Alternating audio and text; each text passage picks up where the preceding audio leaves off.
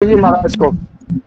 भैया हाँ अशोक भैया जी। लता मंगेशकर एक ही रहने के बाद दिक्कत हो जाएगी। चलने दो।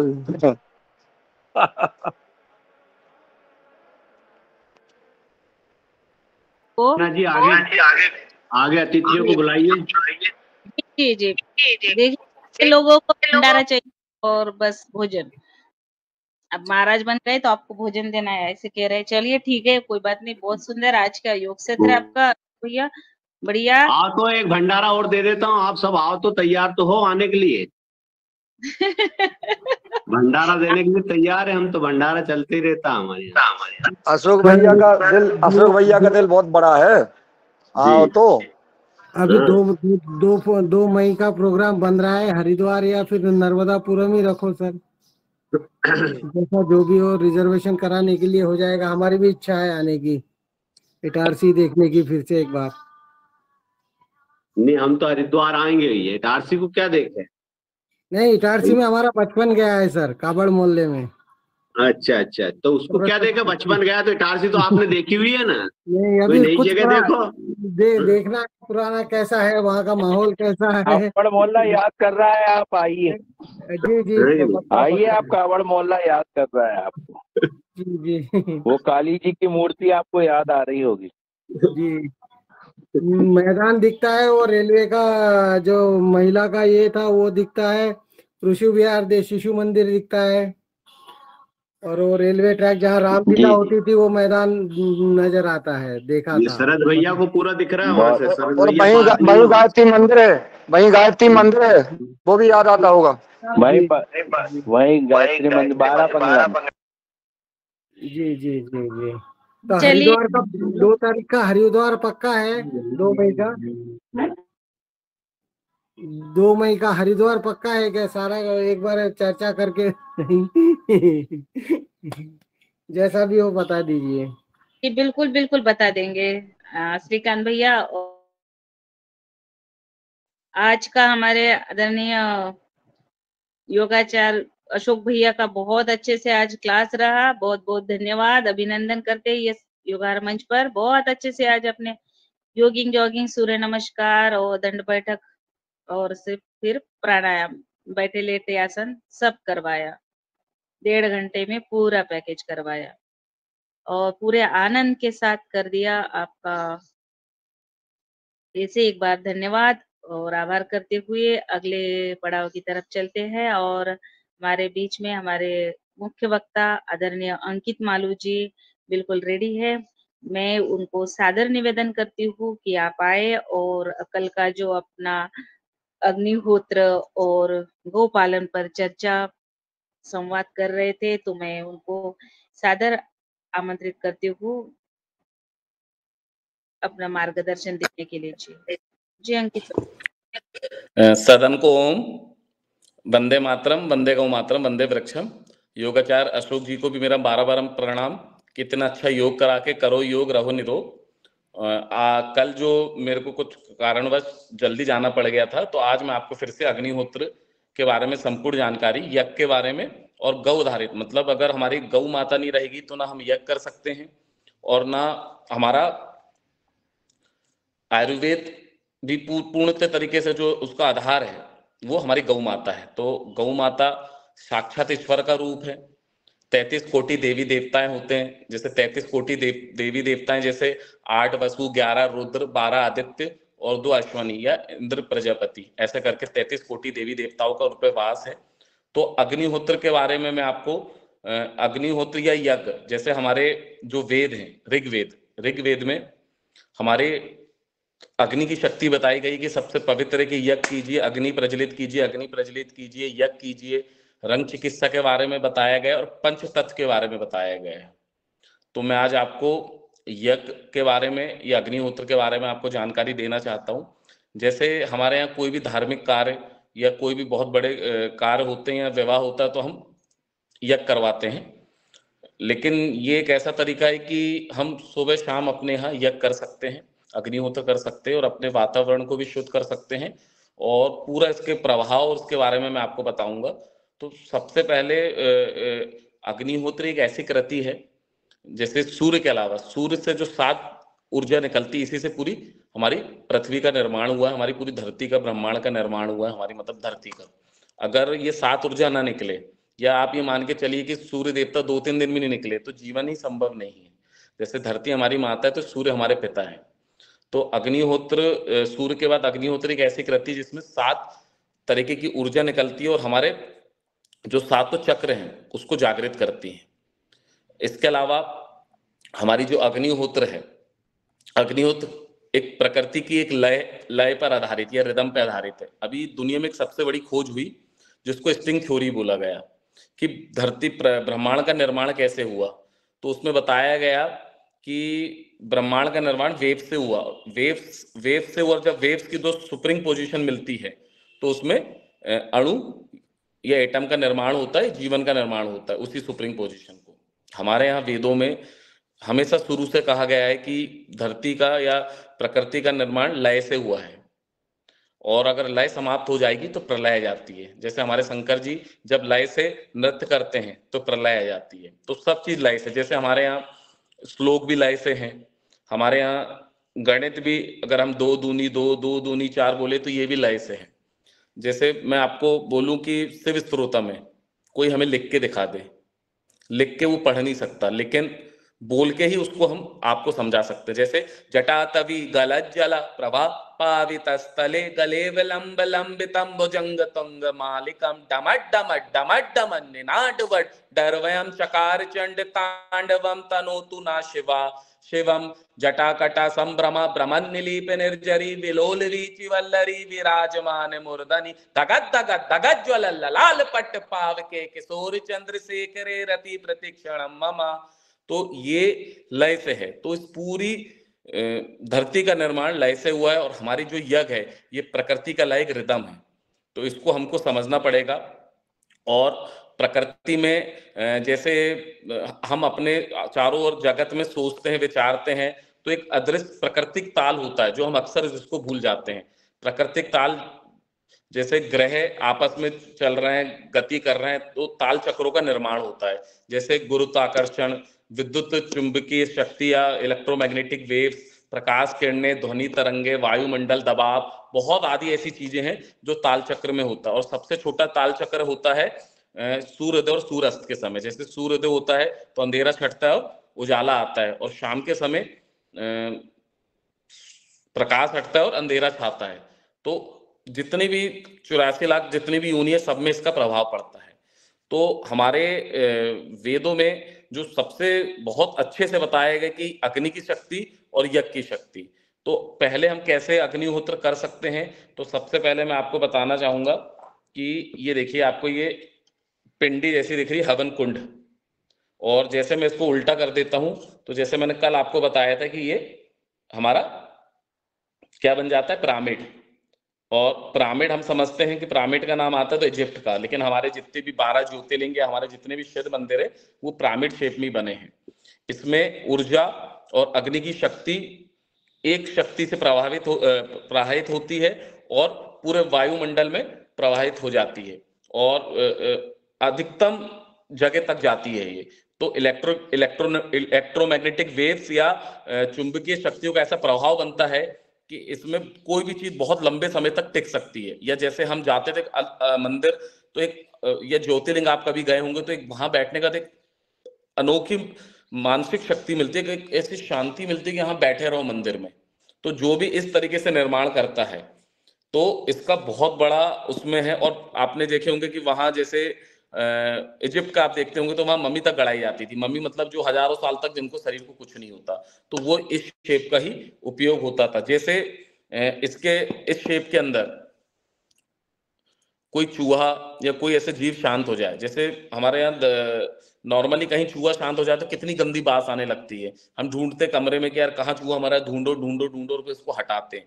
लेकिन अगर इसके ऊपर, ये शेप के ऊपर कोई चीज शांत होगी तो उसमें से बास नहीं आएगी, सड़न नहीं होगी। हाँ, वो एक समय राख जैसा पूरा सूख के राख बन जाएगा, लेकिन उसमें से बास और ऐसी कोई भी चीज नहीं आएगी। तो हमारे ये जड़ तत्व को भी बहुत शक्तिशाली बनाता है और चेतन प्रकृति को भी बहुत शक्तिशाली बनाता है। अब जैसे मैंने बोला था कि हमारे वेदों में 6 वेदांग है, शिक्षा, कल्प, निरुक्त, छंद, व्याकरण, ज्योतिष, और ज्योतिष में भी 2 भाग है, फलित और गणित। पूरी दुनिया को विज्ञान हमने भारत ने दिया है। गणित किसी भी चीज का आधार है, जैसे साइकिल का पहिया क्यों घूमता है या एनर्जी क्या होती है इक्वल टू mc स्क्वायर, तो इसको हम फिजिक्स से भी अगर सॉल्व करेंगे तो गणित के माध्यम से करेंगे। तो विज्ञान का जो केंद्र या विज्ञान का जो नींव है वो गणित है। तो पूरी दुनिया को गणित हमने दिए हैं कि जैसे धरती है वो सूर्य का पूरा एक चक्कर लगाएगा तो अपने एक्सिस में भी 360 बार घूमेगा, इसलिए 360 डिग्री सर्कल में होती है। आज इसको पूरी दुनिया मानती है, जिससे ही आपका पाइथागोरस और आपका अलजेब्रा ये सब पूरी दुनिया को हमने दिए गणित। तो इसी से पूरी उसका विज्ञान का निर्माण हुआ है। तो इसको बनाने के लिए ऐसा विज्ञान के गणित का निर्माण किया गया है कि जिससे ये इलेक्ट्रोमैग्नेटिक वेव्स और अग्नि की शक्ति मैक्सिमम लेवल या अधिकतम स्तर पर रह पाती है, जो आप ये देख रहे हैं उल्टा पिरामिड शेप को।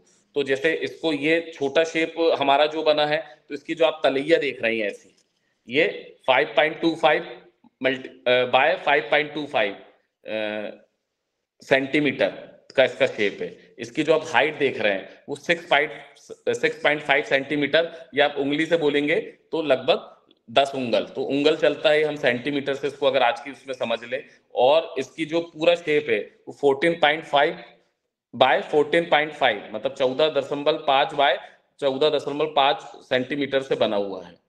तो ये जो शेप बनता है तो इसमें हम अधिकतम शक्ति और उसका पा सकते हैं। फिर अग्निहोत्र करने के लिए हम ये जो बहुत सरल जो है, जैसे हमारे इसमें ये हमने भोपाल से आपका क्या कहते हैं ये माधव आश्रम से हमने ये मतलब बहुत सरल की 2 विधि के हिसाब से वहां से हमने इसको और अच्छे से जाना है। तो ये हमारा गोबर, तो देखिए गोबर, इसमें गोबर का उपयोग होता है, अक्षत और घी का उपयोग होता है। तो सबसे पहले मैं गोबर के बारे में फिर से आपको बताना चाहूंगा कि हमारे शास्त्रों में लिखा है कि ऐसा तत्व जो हमारे जीवन को प्रकाशित करे उसे श्री कहते हैं। और श्री एक ईश्वरीय शक्ति है जो हमारे गाय के गोबर में पाया जाता है, जिसमें लक्ष्मी जी का पास होता है, जिसको गंधारा बोला जाता है। मतलब गंधारा मतलब कि ऐसी खुशबू उत्पन्न करती है जिससे जितने भी विषैले रोगाणु हैं वो नष्ट हो जाते हैं। तो ये इसकी इसलिए इसको गंधारा बोला गया है। और 1 ग्राम गोबर में 30 करोड़ सूक्ष्म जीवाणु होते हैं। मतलब हमारे गोबर इतना शक्तिशाली है और ये सकारात्मक ऊर्जा को बहुत अच्छे तरीके से शक्तिशाली बनाता है और इसके अंदर ईश्वरीय शक्ति माना जाता है। तो अब इसको जब हम गोबर को जब हम अग्नि प्रज्वलित करते हैं, तो गोबर में अग्नि प्रज्वलित करने से हमारी 3 तरीके की गैसेस निकलती है। पहली निकलती है फॉर्मेलिन गैस। अब फॉर्मेलिन गैस क्या होती है, जैसे आपका घर है, पहले हमारे घरों में गोबर की लिपाई होती थी या चूनअप होता जाता था, लेकिन आजकल हम प्लास्टिक पेंट का उपयोग कर रहे हैं। और इस प्लास्टिक पेंट में आप देखिए, आप अपनी फर्श को तो या अपने क्या कहते हैं जो घर में फर्श होता है उसमें तो आप झाड़ू पोछा फिनाइल पता नहीं क्या क्या कर लेते हैं, लेकिन दीवारों को तो हम कितने महीनों तक नहीं पोंछते। और एक शोध हुआ आज से 5-6 साल पहले कि हमको लगता है कि हमारे बाहर प्रदूषण बहुत है, लेकिन अगर जब उसकी नपाई की गई तो हमारे घर में ज्यादा प्रदूषण है बाहर के मुकाबले। क्यों? क्योंकि ये जो दीवारें हैं ये सब केमिकल के द्वारा रोगाणु पैदा करती हैं और हमको तकलीफ देती है। अब जैसे किसी का ऑपरेशन होने वाला रहता है तो उसके शरीर में अगर ऑपरेशन होगा तो कट लगेगा, तो जिससे उसको रिएक्शन या जहर ना फैले या इन्फेक्शन या जीवाणु ना फैले या किसी तरह का इन्फेक्शन ना हो, तो उसको फॉर्मेलिन गैस से औजारों को भी और पूरे रूम को सैनिटाइज किया जाता है। लेकिन इसमें प्राकृतिक तौर पे फॉर्मेलिन गैस निकलती है। तो आप सोचिए कि ये प्राकृतिक तौर पे कितना बड़ा सैनिटाइजर है, घर का सैनिटाइजर, रूम का सैनिटाइजर, वातावरण को शुद्ध करने वाला। यज्ञ में तो हमारे यहाँ बोला ही गया है कि वातावरण को शुद्ध करता है, और वातावरण शुद्ध होगा तो हमारा मन भी क्या होगा, शुद्ध होगा। तो इसमें ये है। फिर दूसरा क्या है, इसमें इथिलीन गैस निकलती है। इथिलीन गैस क्या है कि जैसे आजकल जो फल पकाए जा रहे हैं, फल को किससे पकाया जाए, कार्बोनेट से पकाया जा रहा है, तो हमारे शरीर के लिए कितना नुकसानदेह है। आप कभी भी आजमा के देखिए, किसान भाइयों के लिए भी बहुत फायदेमंद है कि जब हम यज्ञ करें, एक कमरे में फल फ्रूट या जो भी हम चीज को पकाना चाहते हैं उसको रख दें और रूम को बंद करके अग्निहोत्र कर दें, तो इससे निकलने वाली गैस अगले दिन उसको चमत्कारिक तौर पे पका देगी, प्राकृतिक तौर पे। और इसको खाने के जब आप खाएंगे तो आपको अमृत का स्वाद आएगा, इतना स्वादिष्ट फल लगेगा आपको, केमिकल का पकाया और प्राकृतिक तौर पे इथिलीन गैस से पकाया हुआ, जबरदस्त होता है। तीसरा, इसमें प्रोपेलिन गैस पाई जाती है। प्रोपेलिन गैस मतलब जिससे वर्षा तक हो सकती है, जो हमारे समय बताते थे कि यज्ञ के लिए वर्षा की जाती है। तो इसमें से आधुनिक विज्ञान आज इसको कह रहा है कि जैसे मैं आपको पूरी जो बातें बताऊंगा वो आध्यात्मिक, और चूंकि मैं प्रैक्टिकल बात करना पसंद करता हूँ, हर कोई तत्व मांगता है, तो मैं आपको साइंटिफिकली भी या वैज्ञानिक तौर पे भी इसके बारे में आपको बताऊंगा, आसान शब्दों में जितना मुझे समझता है, जितना ईश्वर ने मुझे शक्ति दी है या चेतना दी है। तो अब इसमें अब देखिए फिर से मैं आपको बताऊंगा, हमारे पुराने जमाने में धोवन का पानी चलता था। धोवन का पानी मतलब कि आधुनिक विज्ञान को भी हमारे इसने फेल कर दिया है। आधुनिक विज्ञान कहता है कि किसी भी चीज को आप प्रोसेस करेंगे या किसी भी चीज को आप अशुद्ध करेंगे तो क्या होगा, उसका पोषण, उसकी क्वालिटी कम होती जाएगी। जैसे गेहूं है, गेहूं को आपने प्रोसेस किए, आटा बनाए, उसकी गुणवत्ता थोड़ी कम हुई। फिर आपने उसको प्रोसेस किए, बिस्कुट बनाए, तो उसकी गुणवत्ता और कम हो गई। फिर उसको प्रोसेस करके आपने और कुछ बनाया, मैदा बनाया, फिर आपने कोई और चीज बनाई, उसकी गुणवत्ता कम होती जाएगी। मतलब आप किसी भी चीज को प्रोसेस करेंगे तो उसकी गुणवत्ता, उसकी शक्ति कम होती चली जाएगी। अब अभी एक शोध हुआ था लगभग 3-4 साल पहले, उसमें बताया गया कि सबको पता है कि वातावरण में 21% ऑक्सीजन होता है। अभी जो शोध हुआ उसमें बताया गया कि आज जितना प्रदूषण वातावरण में फैल रहा है, लगभग गांव में 18% ऑक्सीजन लेवल हो गया है और शहरों में तो 14 से 15%। मतलब अभी आपने कोरोना में सुने होंगे कि ज्यादातर लोग ऑक्सीजन की कमी से, ऑक्सीजन लो हो गया था। पहली बार हमको समझ में, बहुत ज्यादा लोग ये समझते हैं ऑक्सीजन लेवल लो होने के कारण कितने लोग शांत हुए, तो ये ऑक्सीजन उसको बोला जाता है। अब जैसे मैं आपको बता रहा हूँ कि हमारी गौ माता इस धरती में अपने आप में एक चमत्कार है कि ऑक्सीजन लेती है और ऑक्सीजन छोड़ती है। गौ माता जब गोबर करती है, जब उसमें शोध किया गया तो उसमें 23% ऑक्सीजन पाया गया। अब उसको सुखा के हमने कंडा बना लिए। कंडा बनाने में उसका ऑक्सीजन लेवल बढ़ के 25% हो गया। फिर उसमें हमने अग्नि प्रज्वलित करके उसको राख बनाए, तो उसमें चमत्कारिक तौर पे प्रोसेस, मतलब जब उसको शोध किया गया तो उसमें 27% हो गया। फिर उसमें हमने 2 बूंद घी डाल के अग्नि प्रज्वलित किए, फिर से कंडा लिया और उसमें 2 बूंद घी डाल के अग्नि प्रज्वलित किए, तो वो बढ़ के 29% हो गया। और फिर उसको एक और बार भभूत बनाने के लिए फिर प्रोसेस किया गया तो वो बढ़ के 31% तक पहुंच गया। मतलब मैं आपको शोध के बारे में बता रहा हूँ, आप सर्च भी कर सकते हैं। तो सोचिए कि हमने कोई चीज को प्रोसेस किया तो वो बढ़ा। अब इसमें दूसरा उपयोग काय का होता है। देखिए, आप गोबर की शक्ति तो आपने देखे कि ऐसा तत्व जो हमारे जीवन को प्रकाशित करे उसे श्री कहते हैं, और ये ईश्वरी शक्ति है, तो साक्षात ईश्वरी ही शक्ति है, इसमें कोई शक नहीं है। अब दूसरा हमारा है घी। तो आप घी में समझते होंगे कि जैसे हमारे श्री कृष्ण जी ने भी बोला कि जो हमारा मन है वो मक्खन की तरह होना चाहिए। मतलब कि जैसे दूध होता है, दूध में अगर आप पानी मिला दो या और कोई चीज मिला दो तो अशुद्ध हो जाता है, लेकिन दूध को जब हम स्थिर कर लें और दही बना लें, और दही बनाने के बाद उसको मथ ले, मथने के बाद जो मक्खन निकलेगा आप उसको किसी भी चीज में मिलाइए तो उसमें वो मिक्स नहीं होगा।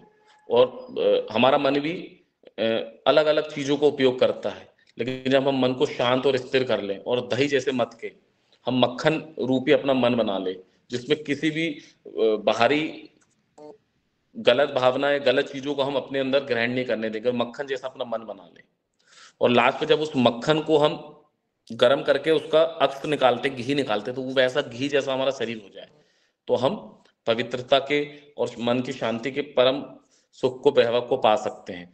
तो उसी तरीके से जो घी है उसी तरीके से बनता है, तो घी प्योरेस्ट फॉर्म है।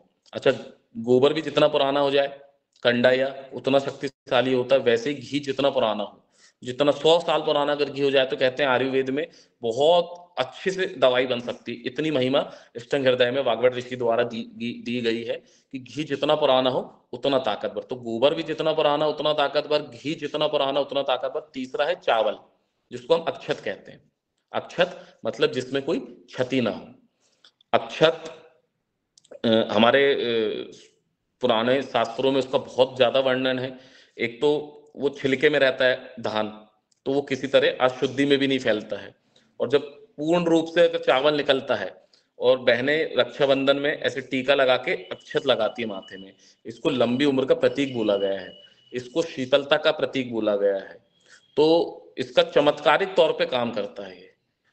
तो इसका कैसे उपयोग होता है, हम लोग क्या करते हैं, एक डब्बी ली, हमने पाव भर चावल ले लिया और उसमें 2 चम्मच घी डाल के उसको पूरा मिला दिए, तो अब घी चावल का मिश्रण हो गया। अब हमने क्या किए, ये अग्निहोत्र का पात्र लिए, इसमें हमने 2-3 कंडे लिए और उसको ऐसे तोड़ के तलैये में रख के चारों तरफ ऐसे बना के, जैसे घर नहीं बनता वैसे ऊंचा हमने घर बना दिए, और इसमें हमने कपूर से अग्नि प्रज्वलित किए।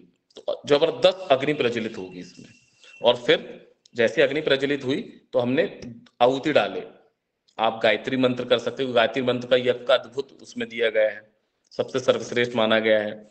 आप मृत्युंजय मंत्र पढ़ सकते हैं, या आपके मन में जो आशा है, क्योंकि जब हम यज्ञ करते हैं तो हमें दिल से कोई चीज बोलना है, कि किसी ने बोला और हमने बोल दी, उसका मतलब समझते हुए, क्योंकि ईश्वर बहुत भोला होता है, वो मन की बात समझता है, दिल की बात समझता है, तो उस समय आवाहन करना है। जैसे इसको सुबह के समय, सूर्योदय के समय, सूर्यास्त के समय सबसे ज्यादा इसका फायदा होता है, लेकिन हमको घर को अगर सैनिटाइज करना है, किसी कारणवश हमें समय नहीं मिला, तो हम दूसरे समय भी कर सकते हैं, जब भी हम पूजा पाठ करते हैं, लेकिन सुबह शाम ताल चक्र में इसका जबरदस्त उपयोग मिलता है।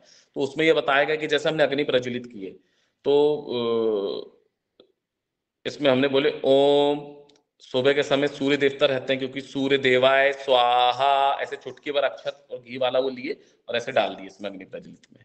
स्वाहा इदमं नमः, ओम प्रजापतये स्वाहा इदमं नमः, या ओम त्र्यंबकम यजामहे सुगंधिम पुष्टिवर्धनम उर्वारुकमि बंधनान मृत्युर्मुक्षीमामृता स्वाहा।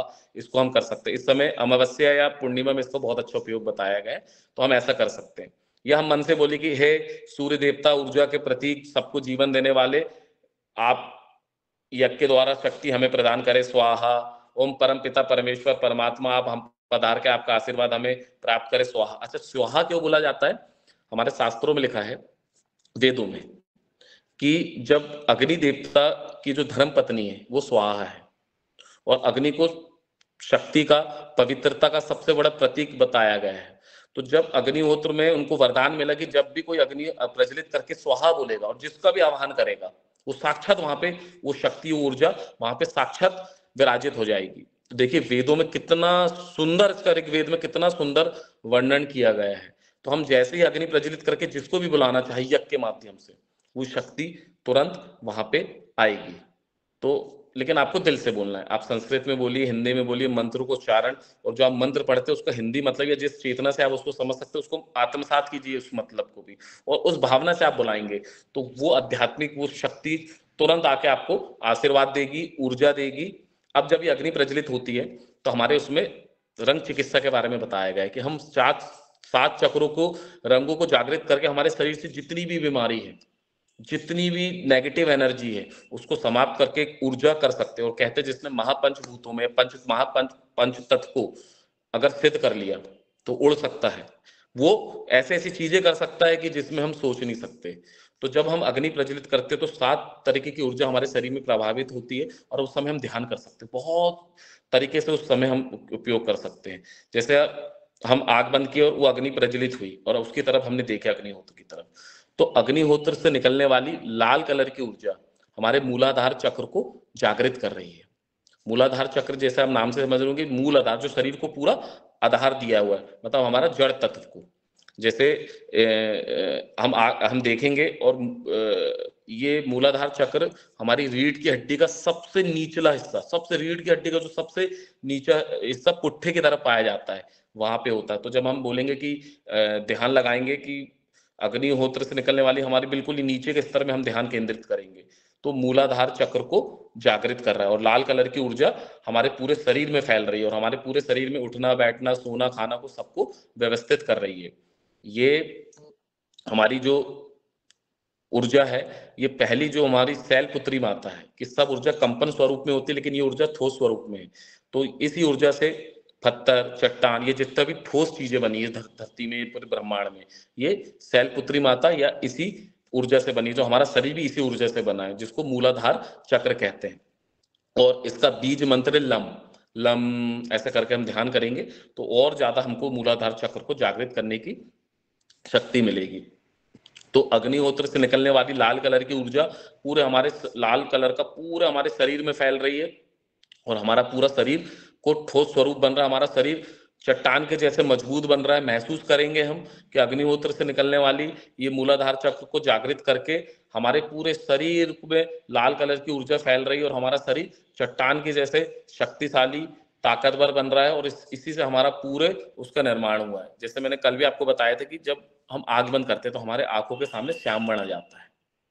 तो हमारे अध्यात्म, हर चीज की कहानी के पीछे एक अध्यात्म भी है कि हमारा जो ऊर्जा लगातार, हमारी जो धारा है नीचे की तरफ मतलब अधोगति की तरफ बहती रहती है। लेकिन जब हम मन शांत करते हैं तो हमारे मन शांत होता है और हमारी धारा ऊपर की तरफ आना या ऊर्ध्व गति की तरफ आना चालू हो जाती है। हमारा मन शांत होते ही मक्खन के जैसा होने लगता है, तो हमारे उसमें सब गलत चीजें निकल के ईश्वर की शक्ति आते हुए हमारा धारा निरंतर अपवर्ड ऊपर की तरफ ऊर्ध्व गति की तरफ जाता है।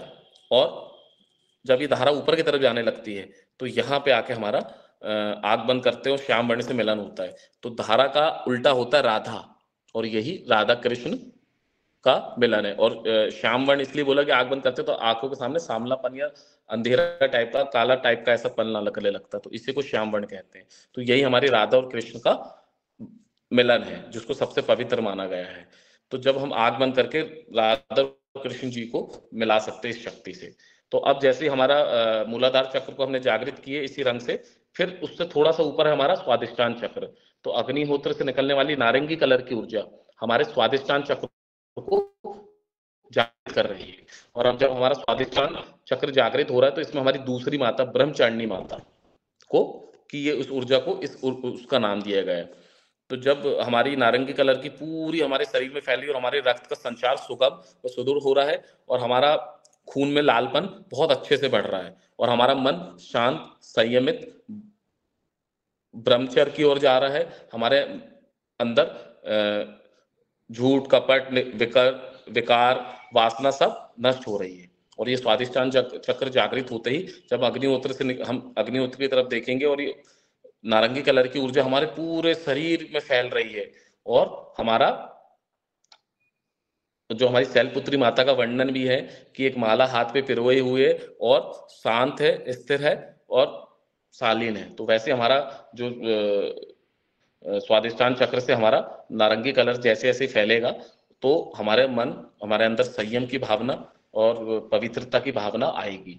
और इसका बीज मंत्र है वम, वम इसका बीज मंत्र है। हाँ, और जो पहला हमारा जो पहला मूलाधार चक्र है वो भूमि तत्व है। दूसरा जो हमारा स्वादिष्टान चक्र है वो कौन सा पंचमहाभूत हमारे पंच तत्व को करेगा? दूसरा करेगा जल तत्व को। अब तीसरा हम जैसे ही ऊपर आए तो हमारी जो नाभि के पीछे हमारी जो रीढ़ की हड्डी वहां पे हमारा मणिपुर चक्र, और मणिपुर चक्र पीले कलर का होता है। जो अग्निहोत्र से निकलने वाली पीली कलर की ऊर्जा हमारे मणिपुर चक्र को जागृत कर रही है। और मणिपुर जैसे हमारी जो नाभि होती है या इसको सुंडी नाभि, हम जो भी आप जिस सबसे समझे, तो नाभि जो होती है जब बच्चा गर्भ में होता है तो इसी से भोजन मिलता है। और हमारे नाभि से ही हमारी पूरी जो नसें हैं वो पूरी जुड़ी हुई है नाभि से ही। तो जैसे एक प्राणायाम करें या हम कपालभाति करें तो कहते हैं ना कि इससे पूरे शरीर की नसें खुल जाती हैं। ध्यान के उससे भी हम इसको और शक्तिशाली और ताकतवर बना सकते हैं। और इसका आपका मूल मंत्र क्या है? रम, राम अम की बिंदु या रम रेत, रम इसका मूल वो है। तो जब हम महसूस करेंगे कि अग्निहोत्र से निकलने वाली पीली कलर की ऊर्जा हमारे पूरे शरीर में फैल रही है और हमारे मणिपुर चक्र को जागृत कर रही है। अब हमारी पूरी नसें, जैसे हमारी नसें अगर बीमारी की होती है हमको कि जैसे मंजा, जैसे हम पतंग उड़ाते हैं तो उसमें मांझा होता है धागा, वो ऐसे उलझ जाता है, वैसे हमारी नसें उलझ जाती है और हमें बीमारियां होती है। लेकिन अगर हम कपालभाति या प्राणायाम करें या ये ध्यान करें तो हमारी पूरी नसें अपने आप से सुलझना चालू हो जाती है और हमारी नसें जितने अच्छे से काम करेगी तो हमारे पूरे शरीर उतना ज्यादा ठीक हो जाएगा। अकड़न से लेके बहुत सारी चीजें खत्म हो जाएगी। और कपालभाति से कहते हैं 99% बीमारी हमारे पेट से होती है। और कपालभाति, प्राणायाम या मूलाधार चक्र को जागृत करने से चमत्कारिक तौर पे हमारा पूरे शरीर में रक्त का प्रवाह भी बहुत अच्छे से बहेगा, पूरी नसें एकदम सुगम और सुदृढ़ हो जाएगी और चमत्कारिक तौर पे हमें फायदा मिलेगा।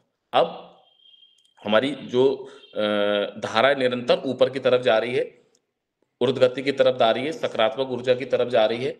और हमारी चौथी ऊर्जा है जो हमारे हृदय के पीछे, रीढ़ की हड्डी के पीछे अनाहत चक्र है, और अग्निहोत्र से निकलने वाली हरी कलर की ऊर्जा हमारे अनाहत चक्र को जागृत कर रही है। अनाहत चक्र जागृत होने से, ऊर्जा निरंतर ऊर्ध्व गति के आने से हमारा हृदय खुशी से भर चुका है। हमारे हृदय में एकदम खुशी है, और हृदय खुशी से भरने के कारण शक्तिशाली हो गया। और कहते भी चिंता चिता के समान है। तो अगर जो आदमी चिंतित नहीं रहेगा तो उसका हृदय बहुत मजबूत होगा। तो हमको इस ऊर्जा से बहुत शक्ति मिलेगी, और हमारा लंग्स, हमारा दिल बहुत मजबूत हो चुका है। और इसमें जितनी भी ज्यादा ये चीजें जमी हुई है, जितने भी हमारे उसमें ब्लॉकेज है, ये सब पूरा महसूस करेंगे। अग्निहोत्र से निकलने वाली ये हरी कलर की ऊर्जा पूरे हमारे हृदय को शक्तिशाली बना रही है, और ये पूरे ब्लॉकेज खत्म हो रहा है। अब हमारा हृदय खुशी से भर चुका है, मजबूत हो चुका है, शक्तिशाली हो चुका है, और हम ईश्वर की संतान है। तो हमें किसी चीज का डर है तो वो ताकत से हम महसूस करके पूरे शरीर में अग्निहोत्र से निकलने वाली हरी कलर की ऊर्जा पूरे हमारे शरीर में फैल रही है, और हमारा हृदय एकदम शक्तिशाली हो गया। खून का प्रवाह भी हमारे शरीर में बहुत अच्छा बढ़ चुका है। और इसका बीज मंत्र है यम, बीज मंत्र है इसका यम। और ये हमारा तीसरा, जो मैं थोड़ा सा आपको बताना भूल गया, जो तीसरा हमारा मणिपुर चक्र है वो अग्नि तत्व को प्रभावित करता है। और ये चौथा जो है ये वायु तत्व से है ये। तो चौथा हमारा अनाहत चक्र वायु तत्व। अब पांचवा चक्र है विशुद्धि चक्र, और ये हमारा आकाश तत्व है। अब विशुद्धि चक्र हमारी जो कंठ है इसके जस्ट पीछे रीढ़ की हड्डी और जो मस्तिष्क को जोड़ता है, उसको मेडुला, साइंटिफिक लैंग्वेज में बोलते हैं मेडुला ओब्लिगांटा। और ये एक ऐसा है कि अगर ये प्रॉब्लम, इसमें कुछ प्रॉब्लम आ जाए, और ये शिव जी की पिंडी के आकार का है, अगर आप उसको नेट में गूगल में सर्च करके देखेंगे तो डॉक्टर भी इसका ऑपरेशन नहीं कर सकता, क्योंकि दिमाग और जो रीढ़ की हड्डी को जोड़ता है ये एक अनोखी ही चीज है। ये एक प्रकृति का एक अनोखा विज्ञान है जिसने इस तरीके से बनाया, और उसका शेप भी ऐसा ही देखिए, ऐसा पिंडी के शेप का। तो ये जो हमारा चक्र है ये नीले कलर का है, और अग्निहोत्र से निकलने वाली नीली कलर की ऊर्जा पूरे हमारे शरीर में फैल रही है, और हमारे शरीर में जितने भी जहर तत्व पैदा हो रहा है इस विशुद्धि चक्र से शुद्ध हो रहा है। हमारे शरीर में जितना भी जहर तत्व है वो खत्म हो रहा है। जैसे आज हम जितना भी अनाज खा रहे हैं, जितना भी हम रासायनिक चीजें खा रहे हैं, तो वो आप कितना भी योग कर लीजिए, कितना भी अच्छा कर लीजिए, लेकिन अगर आप जहर ले रहे हैं तो उसको आप कैसे ठीक करेंगे। लेकिन इस विशुद्धि चक्र से, जैसे हमारे शंकर जी ने अपने कंठ में ही जहर को रोक लिया था। और आप एक कहानी बहुत अच्छी मैं आपको सुनाना चाहूंगा। जब शंकर जी, आप गौ माता या खासकर नंदी को या गौ माता को कभी भी आप गर्दन में हाथ फेरेंगे ऐसे, तो वो ऐसे अपनी मुंडी ऊपर कर लेते। उनको सबसे ज्यादा, गौ माता को सबसे ज्यादा अच्छा यहीं पे हाथ फेरना लगता है। तो जब वो जहर गिरा था तो एक बूंद हमारी गौ माता ने भी, उनके पास जो खड़ा हुआ नंदी या गौ माता थी, उनने उसको ग्रहण कर लिया था। तो तुरंत शंकर जी ने उनके गर्दन में हाथ फेर के वहीं उनको भी उस जहर को भी वहीं रोक दिया था। इसलिए गौ माता को कभी भी आप गर्दन पे ऐसा हाथ फेरिए, वो ऐसे मुंडी ऊपर कर लेगी और उनको अनोखी प्रेम की अनुभूति होगी। तो ये हमारा पांचवा चक्र है। और पूरे महसूस करिए कि नीली कलर की ऊर्जा अग्निहोत्र से निकलने वाली पूरे हमारे शरीर में फैल रही है। इसको आप बहुत अच्छे से ध्यान लगा के आप कर सकते हैं। और इसका बीज मंत्र है हम, और आकाश तत्व है। अब जब पांचों पंच तत्व को हमने शिथ करने की कोशिश कर लिया या चक्र को जागृत करने की कोशिश किया, तो छठवां चक्र आज्ञा चक्र, जहां मैंने तिलक लगाए हूं। अब इस पंच तत्व में मेरी आज्ञा चलेगी। मेरा मन शांत हो चुका है, दुनिया की भौतिक चीजों से मेरा उससे मैं ऊपर आ चुका हूं। अब कहते शांत मन से बड़ी कोई शक्ति नहीं होती। अगर आपका मन शांत है तो दुनिया में इससे बड़ा कोई सुख ही नहीं है।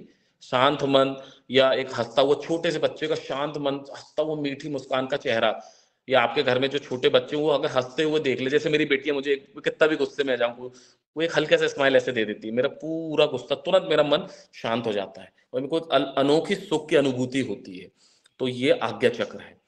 ये हमारा मन हमारी आज्ञा मानने लगेगा, और शांत मन से, और जिसका मन उसकी आज्ञा मानने लगे, क्योंकि मन बहुत चंचल होता है, तो उससे बड़ी कोई सुख, उससे बड़ी कोई शक्ति नहीं है। तो पंच तत्व में विजय पाके अब मेरा मन शांत हो चुका है, और अब मैं सीधे कनेक्शन किससे बना सकता हूँ? उस परम पिता परमेश्वर, परमात्मा, ईश्वर, संपूर्ण पुरुषोत्तम कृष्ण जी, मर्यादा पुरुषोत्तम राम जी, जो भी हम, जो हमारे आराध्य को मानते हैं, उनसे हम सीधे कनेक्शन बना सकते हैं। और जब हमारा और ये जो हमारा चक्र है ये जामुनी कलर का है, तो अग्निहोत्र से निकलने वाली जामुनी कलर की रोशनी हमारे पूरे शरीर में फैल रही है। और इसका बीज मंत्र ओम। आज्ञा चक्र का बीज मंत्र क्या है? ओम। अब इस मन को शांत करने के बाद अब हम सीधे ईश्वर से बना सकते हैं। तो हमारा सहस्त्रास्त्र चक्र से हम सीधे ईश्वर की शक्ति अपने अंदर, ईश्वर का वरद हस्त हमारे सीधे सर पे आगे हम महसूस करेंगे और हमारे ज्ञान चक्षु खुल चुका है और ईश्वर की उस शक्ति सारी किरणें महसूस करेंगे कि हमारे अंदर आ रही है। और इसका कलर है बैंगनी। तो ईश्वर से निकली हुई बैंगनी कलर की किरणें हमारे 7वें चक्र सहस्त्रास्त्र चक्र को आ रही है और हमारे पूरे शरीर में फैल रही है। अब ईश्वर का वरद हस्त हमारे सर पे आ चुका है। अब मैं आत्मा हूं, मैं परम पिता परमेश्वर परमात्मा की संतान हूं, मैं सर्वशक्तिमान हूं, मैं शक्तिशाली आत्मा हूं, मैं शांत आत्मा हूं, मैं आपकी संतान हूं, मुझे किस चीज का डर प्रभु? मैं शक्तिशाली आत्मा हूं, संकल्प से शक्ति, संकल्प से सिद्धि। कि मैं आत्मा हूं, मैं परम पिता परमेश्वर, ऐसे महसूस करके ईश्वर की शक्ति महसूस कीजिए कि मैं आत्मा हूं, मैं परम पिता परमेश्वर परमात्मा की संतान हूं, मैं आपका बेटा या बेटी हूं, मुझे किस चीज का डर? मैं शांत आत्मा हूं, शांति मेरा स्वधर्म है, मैं निर्भय और निडर आत्मा हूं, मुझे किस चीज का डर जब आपका वरद हस्त मेरे सर पे है? मैं स्वस्थ आत्मा और हमेशा स्वस्थ रहूंगा।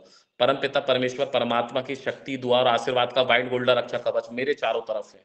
बैगनी कलर का गोल्डन रक्षा कवच मेरे चारों तरफ है, महसूस कीजिए। अब कोई भी दुनिया की वो शक्ति मेरे को, असुरी शक्ति है, कोई भी नेगेटिव एनर्जी आएगी तो आपका रक्षा कवच ही मेरे चारों तरफ हो गया है। परम पिता परमेश्वर परमात्मा की शक्ति, दुआ और आशीर्वाद का बैंगनी गोल्डन कलर मेरे पूरे परिवार के चारों तरफ है, जो किसी भी मुसीबत और किसी तकलीफ से हमें बचाएगा। परम पिता परमेश्वर परमात्मा की शक्ति, दुआ और आशीर्वाद का बैंगनी गोल्डन कलर इस पूरी पृथ्वी, इस पूरे ब्रह्मांड के चारों तरफ है, जो हर किसी को अच्छा करेगा, सर्वजन हिताय सर्वजन सुखाय करेगा। महसूस करके हम इस सातों चक्र को जागृत कर सकते हैं। इसका बीज मंत्र ऐसे करके हम करके बहुत शक्ति से, देखिए हमारे ऋग्वेद में कितना, मतलब अगर इसको कोई आसान शब्दों में समझ लें कि हम स्वाहा बोलेंगे अग्नि में कोई भी चीज और किसी भी चीज को बुलाना चाहेंगे तो वो शक्ति आ जाएगी। हम दो प्रकृति से बने हैं, जड़ प्रकृति जो हमारा ये शरीर और चेतन प्रकृति जो हमारे शरीर को इस एक चला रही है कि हम आत्मा है और वो परमात्मा, मतलब ईश्वर की परमात्मा जो हमारे सच्चे पिता हैं। तो आप सोचिए कि उन दोनों का कनेक्शन, ईश्वर डराने की चीज है ही नहीं, ईश्वर असीम प्रेम करने की चीज है। हम अपने पिताजी से, हमारी माँ से असीम प्रेम कर सकते हैं, वैसे वो परम पिता परमेश्वर है, उनसे कभी नहीं डरना है हमें। उनसे इतना प्रेम करना है जैसे राधा माई ने की थी, जैसे हमारी किनको कह सकते हैं, मीराबाई ने की थी, भजन के द्वारा, प्रेम के द्वारा। और उसका आध्यात्मिक मतलब भी हम समझे कि सातों चक्र को जब हम जागृत करके मिला देते तो राधा और कृष्ण जी का मिलन हो जाता है। तो अग्निहोत्र अपने आप में चमत्कारिक है। अब साइंटिफिकली आप देखिए, ये ईश्वर की 5 उतरण माता के द्वारा हमें मिलती है, रूप, रंग, गंध, स्वर और स्पर्श। जैसे रूप हम देख रहे हैं अग्निहोत्र का, अब जो गंध आ रही है वो उससे और सूक्ष्म है, और सूक्ष्म। अब रूप के बाद हमको जो रंग दिख रहा है, जो रंग चिकित्सा बताया तो उससे सूक्ष्म है, उससे भी सूक्ष्म गंध, जो हमें गंध मिल रही है, जो ऑक्सीजन, हजारों लीटर ऑक्सीजन निकल रहा है उसमें। फिर स्वर, जो हम स्वर मंत्रों का उच्चारण और जो ओम जो उससे निकल रही है, स्वर निकल रहा है जो हम कानों में जा रहा है, वो उससे भी सूक्ष्म है। और फिर रूप, रंग, गंध, स्वर, स्पर्श, जो एटम, सूक्ष्म जीवस जीवनम जो मैं बार बार कहता हूँ, जिसको चरितार्थ कहते हैं, वो सूक्ष्म जीवाणु, सूक्ष्म जीव हमारे शरीर में, वो एटम्स बिल्कुल जो इतने सूक्ष्म है, करोड़ों गुना, जिसको 10,000.-8 की संज्ञा दी गई, इतने सूक्ष्म, जो हमारे पूर्वजों द्वारा जीवस जीवनों को चरित होना पूरे शरीर में स्पर्श कर रहा है। और हमें ऐसे सूक्ष्म जीवाणु, ऐसी सूक्ष्म शक्ति मिल रही है जिससे हमारा जीवन शक्तिशाली बन रहा है। तो रूप, रंग, गंध, स्वर, स्पर्श से हमको पंच तत्व मिलता है, उतरण मात्रा ईश्वर की मिलती है, वो है अग्निहोत्र। अब खेती के लिए कैसे फायदेमंद है? अगर हमने अग्निहोत्र खेत में किया और जैसे हम 2 आहुति देते घी और अक्षत की, तो करोड़ों लीटर ऑक्सीजन निकलता है। अब केमिकली क्या काम करता है कि हमारे वातावरण में 0.3 कार्बन डाइऑक्साइड है। तो ये जब गैसेस निकलती है तो कार्बन ऑक्साइड से रिएक्शन करती है और ऑक्सीजन को कर देती है और कार्बन जमीन में गिरा देती है। तो जब रिएक्शन करती है तो कार्बन जमीन में गिर गया तो हमारी जमीन में ऑर्गेनिक कार्बन भी बढ़ता है और ऑक्सीजन का प्रवाह बन जाता है। और जहां ऑक्सीजन का प्रवाह होगा वहां सूक्ष्म जीवाणु बहुत शक्ति तरीके से बढ़ेंगे। अगर हम लगातार ये मान के चलिए कि हमारी पृथ्वी का ऑक्सीजन लेवल 21% से 30% अगर हो गया लगातार समय, तो तो आज हमारी जो हाइट, एवरेज हाइट 5, 10, 6 फीट तक जाती है, हम 9, 10 फीट तक हो सकते हैं। आपने कभी देखे होंगे बहुत घने जंगल होते हैं अमेजोन के, हमारे आसपास के बहुत घने जंगल, तो वहां सांप या दूसरे जानवर या पेड़ बहुत ज्यादा ऊंचे होने लगते हैं। कि नॉर्मल पेड़ हमने देखे 25 फीट का, 80-80, 100-100 फीट के पेड़ होने लगते हैं। जैसे मैं अभी कश्मीर गया था, तो कश्मीर में घने जंगल साइड गया था, तो वहां पेड़ों का साइज 100-100, 120 फीट ऊंचे ऊंचे थे, क्योंकि वहाँ ऑक्सीजन का प्रभाव बहुत ज्यादा था। तो ये हमको समझना पड़ेगा कि इससे ये होता है। तो इसका एक और फायदा बता रहा हूँ कि अब गोबर के कंडे की जो राख होती है, राख को नॉर्मल हम कहते हैं पोटास, लेकिन जब हम घी और अक्षत इसमें डालते हैं तो चमत्कारिक तौर पे 96% पे फोस्फोरस की मात्रा बढ़ जाती है, चमत्कारिक तौर पे। और हमारी काली मिट्टी में फोस्फोरस की मात्रा बहुत कम होती है, और फोस्फोरस से ही हमारे पौधे का तनों का जो निर्माण होता है। जितना तने अच्छे मोटे होंगे उतना पेड़ पौधे, मतलब स्ट्रक्चर, रीढ़ की हड्डी का या पैरों का निर्माण एक तरीके से हम सकते हैं फोस्फोरस से होता है। तो जमीनों में फोस्फोरस की बहुत कमी होती है, तो ये अग्निहोत्र की राख से हमें मिल जाती है। अब जो मैंने आपको धोबन का पानी बताया कि आपने 20 लीटर मटके में पानी लिए और 2 चम्मच ही अग्निहोत्र, क्योंकि इसमें क्या डाला है, चावल, अक्षत, अक्षत भी जितना पुराना कोई नुकसानदेह नहीं, गोबर भी पुराना नहीं, घी भी पुराना नहीं, और कपूर भी नुकसान नहीं करता। अब इसकी जो राख है, जो भभूत बनी है, इसमें अगर हम पानी में 2 चम्मच डाल दें, मतलब 20 लीटर पानी में लगभग 5 ग्राम, अब वो तलिए से नीचे आ जाएगी। आप पहले डालने के पहले पानी का पीएच नापना, और इसको डालने के बाद देखेंगे चमत्कारिक तौर पे 7.2% इसका पीएच हो जाएगा, और ये पानी एक्लाइन हो जाएगा।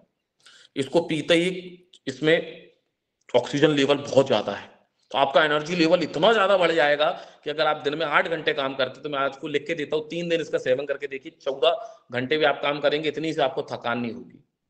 जो भी मानसिक रोगी है, क्योंकि इसमें हमने ईश्वर की शक्ति डालने हैं, तो उसको मानसिक चीजें भी ठीक हो जाएगी, टॉन्सिल ठीक हो जाएगा, ऑक्सीजन का प्रवाह बढ़ जाएगा। मतलब हमारे शरीर में जितना भी ऑक्सीडेशन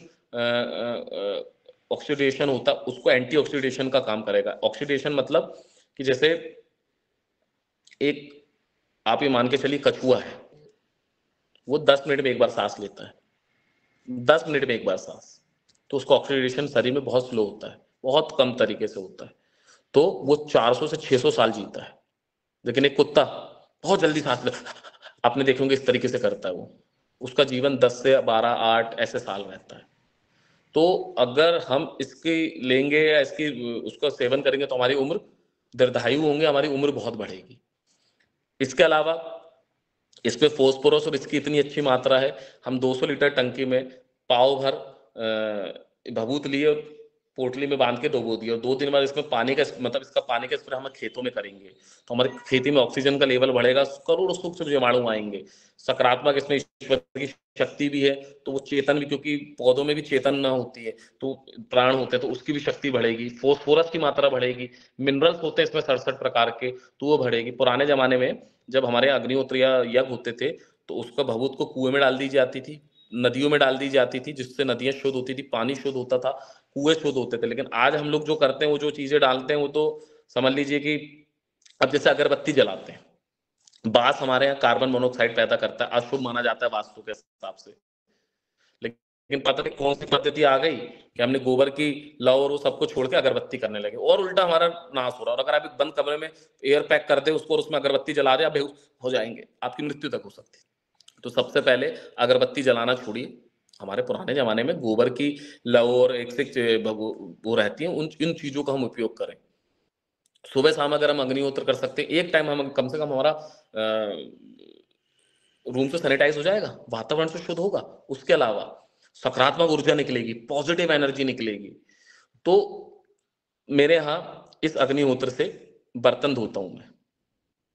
अभी क्या होता है कि हम लोग महंगे महंगे डिटर्जेंट और क्या क्या लाते हैं और धोते हैं, और कभी भी देखते हैं तो पानी में हल्का सा डिटर्जेंट रखा हुआ है, या वो जो केमिकल जो डाल के जो बनी हो वो रखा रहता है, और उसको हम गलती से पानी पीते तो हमारे शरीर में जाता है, लीवर कैंसर होता है उससे, तुरंत लीवर में नुकसान करता है।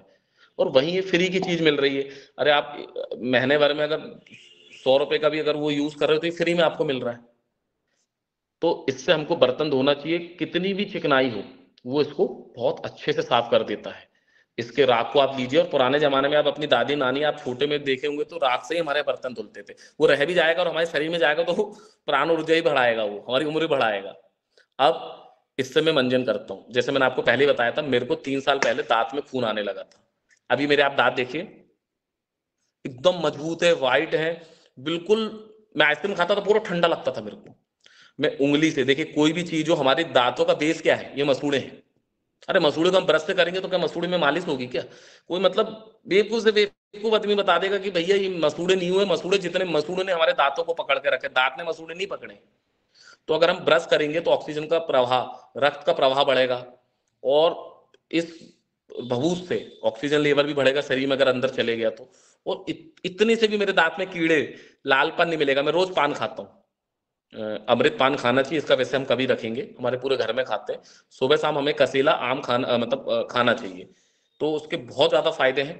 तो फिर भी देखिए मेरे उसमें कुछ भी निशान नहीं है, और इतना अच्छा मुंह की दुर्गंध खत्म हो जाती है। मेरे दांत 3 साल से इतने ज्यादा मजबूत हो गए हैं, बिल्कुल भी बास नहीं आती है। एनर्जी लेवल बहुत अच्छा होता है।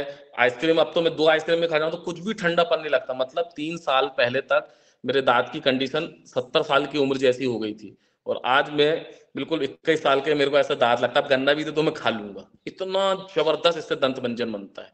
तो आप ये सोचिए कि कितना अग्निहोत्र से वातावरण शुद्ध हो रहा है, खेतों के लिए अमृत है, बच्चों पे अच्छे संस्कार आ रहे हैं, ऑक्सीजन का प्रवाह बढ़ रहा है, आपका वातावरण शुद्ध हो रहा है, सकारात्मक ऊर्जा आ रही है। कहते हैं ना यहाँ बैठे तो बड़ा अच्छा लगता है, उसके घर गए थे तो बड़ी पॉजिटिव वाइब्रेशन थी, कितना जबरदस्त है।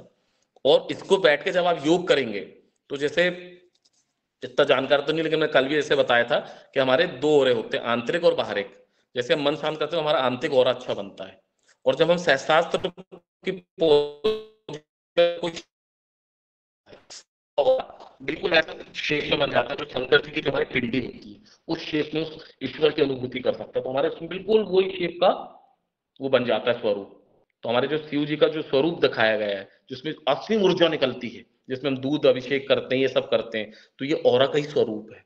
एक ऐसी इलेक्ट्रोमैग्नेटिक वेव ईश्वरीय ब्रह्मांड करेंगे किरणें निकलती हैं, और एक अलग जबरदस्त ऑरा हमारे शरीर में क्रिएट होता है। और उस समय अगर आप उस स्टेज के बाद अगर आप अच्छे से ये योग करने के बाद आप किसी से भी बात करेंगे, आप बोलेंगे कि यार तुम इधर से नहीं इधर से चले जाओ, तो कुछ ये भी नहीं पूछेगा क्यों जाना, वहां से चले जाएगा। ऐसा आपका प्रभाव बनता है कि पूरी दुनिया, पूरी प्रकृति, पंच महाभूत, पंचतत्व आपको ऐसी शक्ति दे रहे हैं कि पूरी दुनिया आपकी बात मान रही है। आज संभव नाम की तो जीवन में आपकी कोई चीज ही नहीं बची।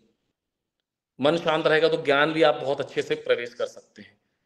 तो तप की अग्नि की मैं एक तपस्वी पत्थर से मूर्ति बनूं, ज्ञान की अग्नि से हम ज्ञान ले सकते हैं, पवित्रता की अग्नि से हम अपने शरीर के अंदर के पूरे गलत कार्यों को नष्ट करके अच्छे कर्म ले। तो अग्निहोत्र तो मैं बताया कि हमारे वेदों में इसका वर्णन ही है, जिसको कर्म भी कहा गया है, लेकिन अध्यात्म के साथ वैज्ञानिक भी इतना जबरदस्त है, और इसका इतना ज्यादा उपयोग है इस भभूत का। पुराने जमाने में हमको लोग भभूत देते तो लोग हंसते थे, तुम्हारे बाबा जी तो भभूत दिए, तुम्हारी 67 प्रकार की बीमारियां ठीक हो सकती है, इस लिखित इसके शोध हैं। तो आप अपने और दूसरे मंत्रों को भी दिल से बोल के आप यज्ञ कर सकते हैं, सुबह शाम करें तो ताल चक्र का सबसे अच्छा प्रभाव है। तो अलग अलग प्रकार के ताल चक्र होते हैं, सबसे छोटा ताल चक्र मैंने आपको जो आसान शब्दों में लोग समझ सके मैंने आपको बताया। तो अग्निहोत्र अपने आप में चमत्कार है, यज्ञ अपने आप में चमत्कार है, और जितनी चीजें मैं रंग चिकित्सा से आपको जितनी चीजें बताएंगी हमारे ऋग्वेद में इसका संपूर्ण वर्णन है, जिसमें अग्नि, यज्ञ, पंचतत्व की खोज और हमारी रंग चिकित्सा, ये इसी का पूरा वर्णन है। और 33 कोटि देवी देवताओं के बारे में जो बताया गया है, तो इसके कारण इस यज्ञ में आ जाते हैं। और ये किसके कारण संभव है? हमारी गौ माता के कारण, कि घी भी हमारी गौ माता देश से बनेगा, फिर गोबर भी हमारी गौ माता से आएगा, और अगर हम गौधारित खेती करेंगे तो शुद्ध अक्षत भी हमको हमारी गौ माता से आएगा। तो चाहे आयुर्वेद हो, चाहे यज्ञ हो, चाहे साक्षात 33 कोटि देवी देवता हमारी गौ माता का है। और जो गौ माता में सूर्य केतु नाड़ी होता है, वो वही 7 ऊर्जा को खींच के हमारे उसमें देते हैं। जैसे कोई कहता है कि कोई बीमार हो तो गाय को गुड़ खिला के आ जाओ, तो लोग मजाक उड़ाते थे, गाय को गुड़ खिलाने से तुम्हारी तबीयत कैसे ठीक हो जाएगी। तो जब हम गौ माता को गुड़ खिलाते, गौ माता प्रसन्न होती है और ऊर्जा छोड़ती है। तो हमारी जितनी भी नेगेटिव या जो जहरीले विषाणु खुद ग्रहण करके अपने कंठ में समा लेती हैं, और बाकी ऊर्जा को, जैसे 2 गति होती है, ऊर्ध्व गति और अधोगति, और बाकी ऊर्जा ऊपर फेंक देती है। तो चमत्कारिक तौर पे अगर व्यक्ति गुड़ खिला के गाय के पास 10 से 5 मिनट खड़े रहें, आप चमत्कारिक तौर पे देखेंगे कि उसकी तबीयत, उसकी बुखार चमत्कारिक तौर पे ठीक हो जाएगा। और ये मैं कोडिंग बता रहा हूँ साइंस की, उन लोगों ने इसमें रिसर्च की है, मैं हवा हवाई कुछ नहीं बता रहा हूँ। इतनी महिमा है। हमारी दादी नानी बताती कि गौ माता जब घर में रहती थी तो आपको सुनती थी आपकी जो बीमारी है, जंगल जाती थी और ऐसे पेड़ पत्ते पान पत्ते खा के आती थी जिससे आपका पूरा दूध निकलता था और दूध पीते आप तुरंत ठीक हो जाते थे। तो हमें ये समझना पड़ेगा कि हमें सूर्य केतु नाड़ी वाली देसी गौ माता को हमको संवर्धन करना पड़ेगा, क्योंकि गौ माता को हम नहीं पालते, गौ माता हमें पालती है। और गौ माता का घर ना जंगल है ना रोड है, किसान का घर, ये हमारा घर ही गौ माता का घर है। ठीक है, बड़े शहरों में आज के बाद जगह नहीं बची लोगों के पास, लेकिन छोटे शहरों में जिनके पास है उनको गौ माता रखना चाहिए।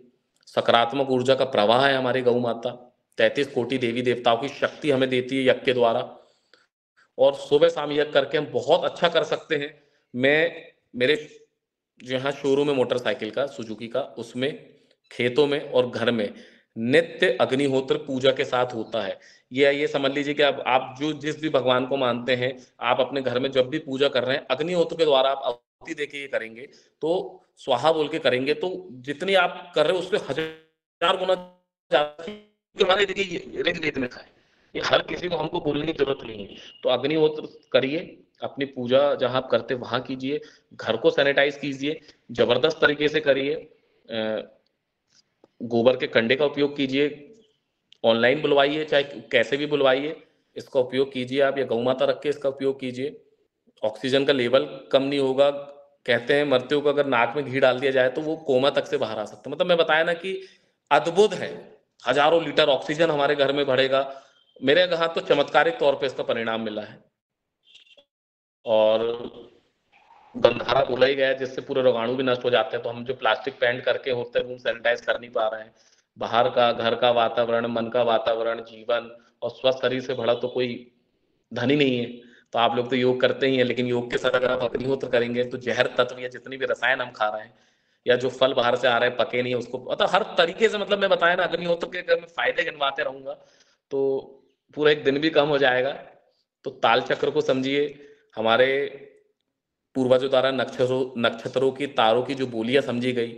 पहले भी सत्र में मैंने पंच तत्व कैसे काम करता है, कैसे कफ पित्त वात हमारे पेड़ पौधों में भी होता है, हमारी धरती में भी होता है, हम में भी होता है, उसको हम समझे और जीवो जीवस जीवनम को चरितार्थ करें। तो और फिर जो मैं हमेशा मतलब एक बोलना चाहूंगा कि धड़क धड़क धड़केगा आपके, अग्नि का अंगारा है क्या, सीओ का देश कभी चूहों से हारा है क्या? तो हम सीओ के देश हैं, अद्भुत है हमारे यहाँ। बस फिर से हम बैक टू होम जो मोदी जी बोलते हैं कि पुराने की तरफ जाइए, तो यही वो चीज है। अभी हमारे सिवनी जो है जहां हम रहते हैं, यहाँ पसधार है, पूरी दुनिया से लोग आते हैं, यहाँ से मिट्टी के बर्तन खरीद के जाते हैं। तो मिट्टी के बर्तन में मैंने ये क्या कहते हैं कुकर लिया, मिट्टी के बर्तन का कुकर, मिट्टी के बर्तन की कढ़ाई, मिट्टी के बर्तन की केटली, ऐसी हर चीजें। आपको यकीन नहीं होगा, सुबह उठते ही हम लोग 6 बजे 5 बजे हमारी मम्मी या माता रानी, हम जो भी जिसको समय मिले, चावल और दाल को भिगो देता है और इस मिट्टी के बर्तन में बनाता है। नॉर्मल जो बनने में टाइम लगता है अगर आप समझ लीजिए 10 मिनट, तो इसमें 15 मिनट, 1.5 गुना लगता है समय। मतलब 10 मिनट उसमें लग रहा है तो 15 मिनट लगेगा। और सुबह से हम दाल फुला देते तो अच्छी फूल जाती है। इसकी बनी हुई दाल अमृत के समान लगती है, इतनी स्वादिष्ट कि मैं शब्दों में नहीं बोल सकता। इसके अलावा रासायनिक जितना मिट्टी के बर्तन में, क्योंकि हम भी मिट्टी के बने, तो इसमें भूमि तत्व मिला रहता है। तो अगर आप रासायनिक दाल भी लेके आ रहे हैं तो मिट्टी उसके पूरे अक्ष को खींच लेगी, 99.9% उसके पोषक तत्व को नष्ट नहीं होने देगी। और उसमें जो झाग निकलता है, जैसे हमारे घुटने और जोड़ के दर्द होते हैं, उस झाग को भी हम हल्का सा ऊपर से इसको और निकाल लें, तो तुअर की दाल भी हमारे लिए, या हम किसी प्रकार की दाल बनाए तो हमारे शरीर के लिए बहुत फायदेमंद होगी। और स्वाद तो मैं आपको शब्दों में नहीं बोल सकता। इसका बना हुआ चावल या दाल आप खाइए, पानी में पहले भिगो दीजिए तो बहुत ज्यादा समय भी नहीं लगेगा। तो छोटी छोटी चीजें हैं, तो मिट्टी का उपयोग ज्यादा से ज्यादा कीजिए, सिस्टमेटिक तरीके से कीजिए। जैसे पानी, अभी हम इसका पानी अगर आप पियेंगे तो मतलब गर्मी में तो आत्मा प्रसन्न हो जाएगी। एरेज फ्रिज कोल्ड ड्रिंक सब इसके सामने मिट्टी के बर्तन के पानी के बारे में फैले। और इसी में अगर आप ये मिला के पियेंगे तो पानी भी एक्लाइन हो जाएगा, मिनरल उसमें भर जाएगा और जहर तत्व भी उसमें खत्म हो जाएंगे। तो यही मैं आपको बताना चाहा था कि अग्निहोत्र बहुत अपने आप में जबरदस्त चीज है। अब मैं अपना वक्तव्य को विराम करता हूँ, और आप लोग कुछ पूछना चाहते हैं या कुछ मेरे से गलतियां हुई तो उसके लिए मैं माफी चाहूंगा। जितना मुझे समझता था मैं खुद करता हूँ, तो थोड़ा बहुत आप लोगों को बता पाता हूँ प्रैक्टिकल, लेकिन अद्भुत है ये। जी प्रणाम। ओम। अंकित भैया बहुत सुंदर, आज अपने कल और आज 2 दिन आपने अग्निहोत्र कैसे करना है और उसकी विधि और उसके जो हमें हमारे शरीर के लिए क्या फायदे हैं, और उससे हमारे कौन से जो 8 अंग है उनके बारे में आपने बहुत अच्छे से, उसके कलर के बारे में क्या प्रभाव पड़ता है, ये बहुत अच्छे से जानकारी दी, और गौ माता के बारे में भी बहुत सुंदर मार्गदर्शन दिया। तो मुझे लगता है इसीलिए जिज्ञासा तो मन में बढ़ रही है सबके। तो सबसे पहले मैं आदरणीय बहन कल्पना जी से निवेदन करती हूँ कि आप आए और आपने हैंड राइज किया है, तो आप अपना सवाल रख सकते हैं। धन्यवाद दीदी। गुरु सत्ता को बारंबार नमन और अमृत सदन को नमन।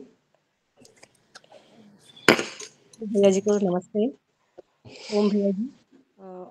भैया जी, अभी तक हम सुनते आ रहे हैं, समझते आ रहे हैं, और एक्शन प्लान में भी है, जैसे कि पवन सर बोलते हैं कि अब एक्शन में आना है हमको। तो भैया जी, मेरा छोटा सा सवाल है, सीधा सा सवाल है कि क्यों ना ये आप, जो आपकी ऊर्जा है, आप यंग है और नए युवाओं को आप प्रेरणा देंगे, तो क्या आप ऐसा कर सकते हैं क्या कि आप ट्रेनिंग दे सकते हैं क्या? जैसे हमको जहाँ कुछ युवाओं को जमा करना है, कुछ किसानों को जमा करना है, और ट्रेनिंग देने के लिए एक दिन, जैसे आपके सुविधा के अनुसार, और जहाँ पे जाना है वहाँ पे, तो और लेकिन उसका शुल्क हो, क्योंकि फ्री में मिला हुआ उसकी कद्र नहीं होती।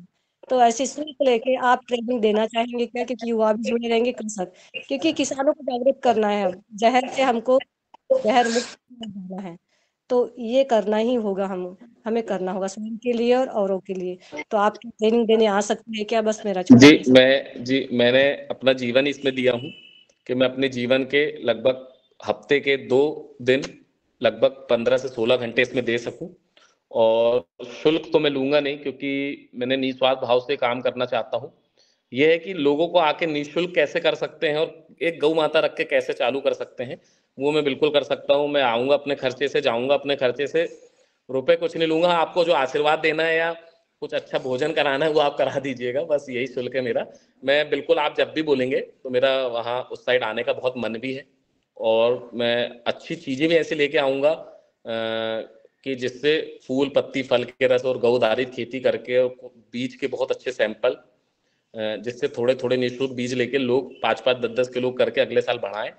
और ट्रेनिंग में कुछ नहीं है, सिर्फ हमारी गौ माता, फूल पत्ती फल का रस, और जिसको विश्वास नहीं हमारे खेत आके एक बार देख ले कि कैसे 7 जन्मों से 7 चयनित साल के चयनित प्रणाली से कितने अच्छे देसी बीज का हम उपयोग करके बहुत अच्छी प्रकृति खेती कर सकते हैं, बहुत अच्छे से हम कर सकते हैं। और जब तक हम छोटी छोटी चीजों में खुद वैज्ञानिक या साइंटिस्ट नहीं बनेंगे, या मन शांत करके हफ्ते में एक दिन इन सब चीजों को बनाएंगे नहीं, जब तक हमारा जीवन सफल नहीं हो सकता। और गौ माता, मैंने बताया ना, गौ माता मेरे यहाँ लगभग 80 गौ माता है, लेकिन एक गौ माता को भी मैं नहीं पालता हूँ, वो मुझे पाल रही है। तो बहुत अच्छे से कर सकते हैं, लेकिन यही है कि मैं निस्वार्थ भाव से आऊंगा, क्योंकि जहाँ भाव निस्वार्थ होगा तो वहाँ लोगों में वो काम भी आएगा। पैसे और वो तो, मेरा ईश्वर ने मुझे इतना सक्षम बनाया है आप लोगों के आशीर्वाद से, कि मतलब 7 जन्म भी लूंगा तो इस चीज की कमी नहीं होगी। ईश्वर ने इतना सक्षम बनाया, तो पैसे के पीछे तो भागना नहीं। हमारे पापा पिताश्री जी ये हमेशा समझाते थे कि ऐसा बनो कि पैसा आपके पीछे आए, पैसे के पीछे कभी मत जाओ। तो मैं आऊंगा, निस्वार्थ भाव से आऊंगा, और बिल्कुल मेरा भावना यही है कि ज्यादा से ज्यादा लोग ये सीखें, और आने के बाद अगर 2 लोगों ने भी गौ माता रख ली और उससे आधारित खेती कर ले तो मेरा जीवन सफल मानूंगा मैं। जी ओम। जी, धन्यवाद भैया जी। ये सुनकर हमें मतलब आत्मसंतुष्टि हो गई। तो आपके समयानुसार हम बुलाएंगे जहाँ जहाँ आवश्यकता। हमें लगता है कि क्योंकि जो नहीं समझ सकते उनको नहीं समझाना है, लेकिन जो समझ सकते हैं तो उनके पास जाना है हमें। तो धन्यवाद भैया जी, हम आपसे संपर्क करके इसके हम कार्य योजना आंकेंगे। जी धन्यवाद। ओम। जी, और ये मैं आदरणीय तृप्ति बेन भी है, ओम आदरणीय नमस्कार पंकज सभी जी, आप सदन को मेरा नमन, भाई जी को मेरा नमन। मैं सिंधुदुर्ग कुडाल से बोल रही हूँ। आप बहुत अच्छी भाई जी आप सब बोल देते हैं।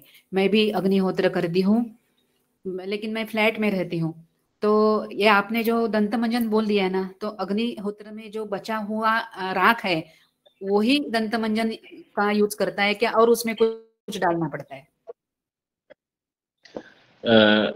जी, आपने जैसे इसमें हमने घी अक्षर डाले ही है, कपूर मिलाई हुआ है, और ये जो हमारी भभूत बन गई है, तो ये अपने आप में ही संपूर्ण बन जाती है और बहुत अद्भुत इसका मिलता है। इससे आप बर्तन भी धो सकते हैं और इससे आप ब्रश भी कर सकते हैं, मतलब उंगलियों द्वारा आप दंत भी कर सकते हैं।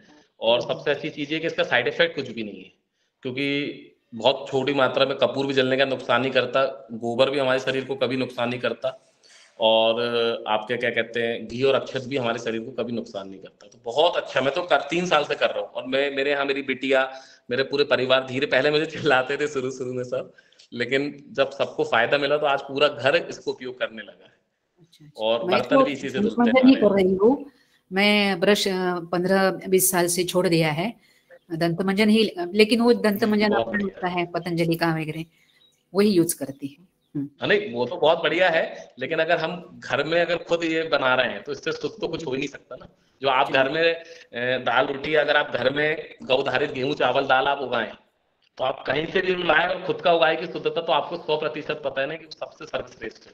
अच्छा, और वो पानी में क्या कितना प्रपोर्शन डालना है विभूति का? देखिए, उसको हमने बढ़िया छना लिए, और जैसे 20 लीटर पानी है तो 2 चम्मच या लगभग 5 ग्राम से 10 ग्राम के बीच आप डालिए।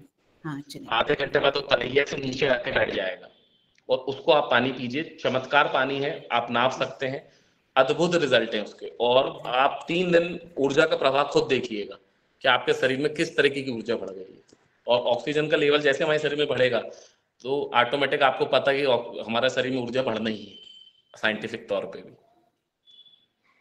धन्यवाद भाई जी, और सदन को धन्यवाद। आपको शुभकामना आज के दिन के। कल्याणमस्तु, शुभम भवतु, सर्वमिच्छितं प्राप्तिरस्तु। जय जय श्री राम। ओ जय जय श्री राम, जय जय श्री राम। जय, बहुत सुंदर आदरणीय बहन दीप्ति जी। और आगे में आदरणीय अनिल राय जी। अनिल राय जी, ओम। सदन को बहुत बहुत प्रणाम। अंकित मालू जी को हृदय से बहुत बहुत प्रणाम। मैं अपना अनुभव शेयर करना चाहता हूँ इस जो आपने आप बताया है इस संबंध में। मैं 19 में रिटायर हुआ, जैविक खेती की तरफ आया, और 21 में मुझे लेबर के साथ कुछ मकान में काम कराना था, तो तबीयत खराब हो गई। मुझको एक पूरी बाईं तरफ, मेरा पूरा बायां पैर से लेकर ऊपर सर तक ये पैरालिसिस है। और उसके बाद मैं क्या नाम धीरे धीरे अग्निहोत्र की तरफ भी आया, धीरे धीरे दवा किया जा करके, गोरखपुर में जाके दवा किया, वहाँ लड़का रहता था। वहाँ से आने के बाद फिर दूसरी साल 22 में एक कार के द्वारा एक्सीडेंट हो गया, जिसमें मेरे दाहिने पैर में नीचे टूट गया पैर। और वहाँ जब एक्सरे हुआ तो पता चला कि 1 सेंटीमीटर का गैप है। तो मैं जो हूँ बड़ा ये हुआ। उसके बाद 2 महीने 3 महीने के बाद जांच कराया तो पता चला कि मेरा गैप नहीं घट रहा है। मैंने गुस्से में छोड़ दिया कि मुझे दवा नहीं करानी, और मैं उसी क्रम में इस अग्निहोत्र को सुबह और शाम नित्य करता, जिससे हमको ये फायदा मिला कि हमारे शरीर में अब किसी तरह का, अब क्या माने 1 साल से लगभग हमको लग रहा है कि मेरे शरीर में पैरालिसिस का 0.1% भी असर नहीं है। न ही मेरे पैर जो टूटा हुआ था उसके अंदर जो कमियां थी, यानी दर्द होता था, वो अब दर्द भी बिल्कुल खत्म हो गया है। इसलिए मैं अग्निहोत्र को प्रणाम करता हूँ और सबसे निवेदन करता हूँ कि आप सब लोग इसको अपनाइए। ये बहुत ही धन्य हो जाएगा जीवन। जी ओम। जी, बहुत बहुत धन्यवाद आदरणीय अनिल भैया। और मैं आगे आदरणीय रमेश चंद्र मेहरा जी भाई साहब को सादर निवेदन करती हूँ अंकित भैया से। ओम सदन को नमन। आज की हमारी योग कक्षा आदरणीय पटेल साहब ने बहुत अच्छे ली। साथ में मालू जी ने जो ज्ञान दिया वो तो बहुत ही अनूठा ज्ञान है, अद्भुत ज्ञान है।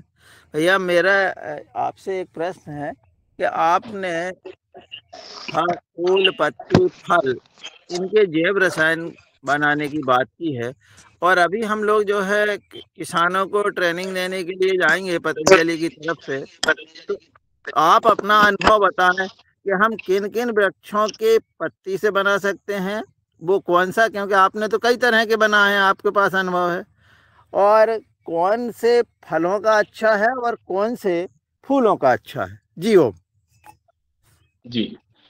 जैसे हम लोग कोई भी थीसिस उठाते हैं तो हम स्टंग हृदय से उठाते हैं।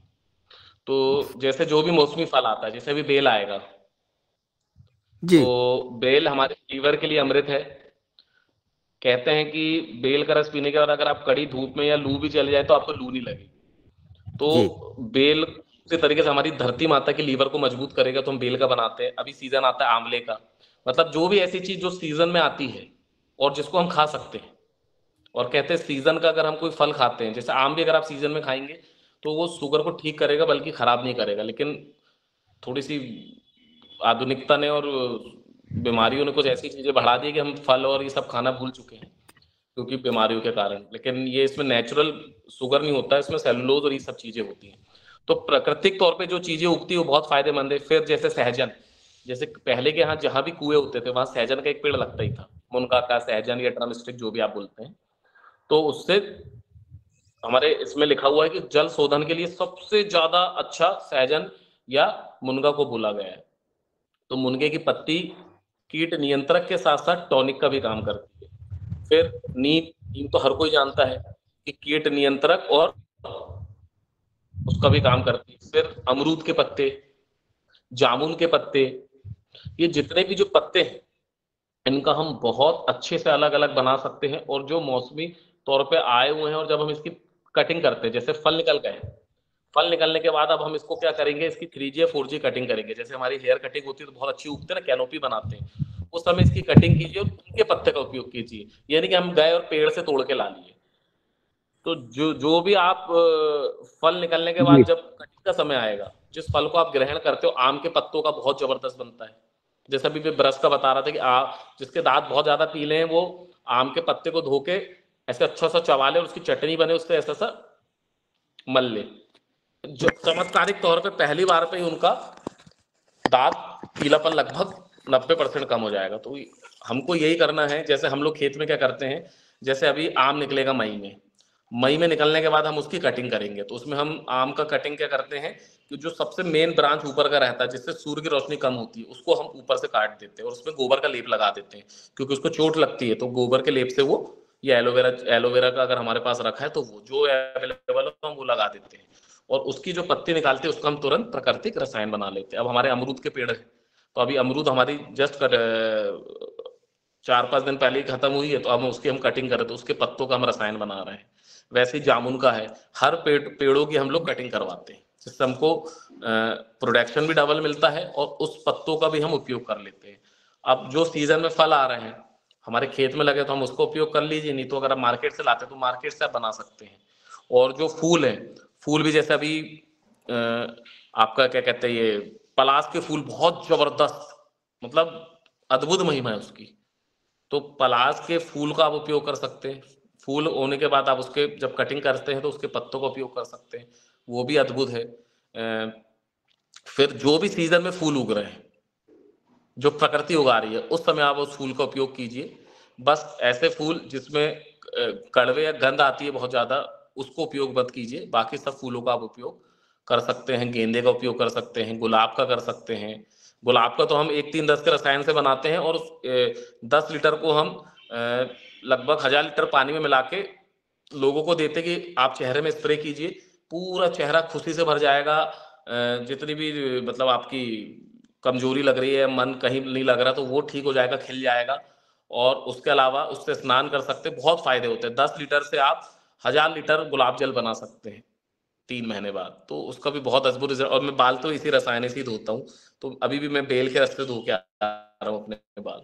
मेरे बाल इतने ज्यादा घने हो गए हैं, मेरी उम्र 37 साल होने लगी, लेकिन मेरे बाल पहले से डबल घने होने लगे हैं। तो इनके से बाल धोने में भी अद्भुत चमत्कारिक तौर पे मतलब बाल स्वास्थ्य, चमकीले, अच्छे और सब चीजें होते हैं। तो ये जो रसायन में उपयोग करता हूँ उसको मैं पानी में भी उपयोग करता हूँ, सहजन या मुनगे को या बेल को।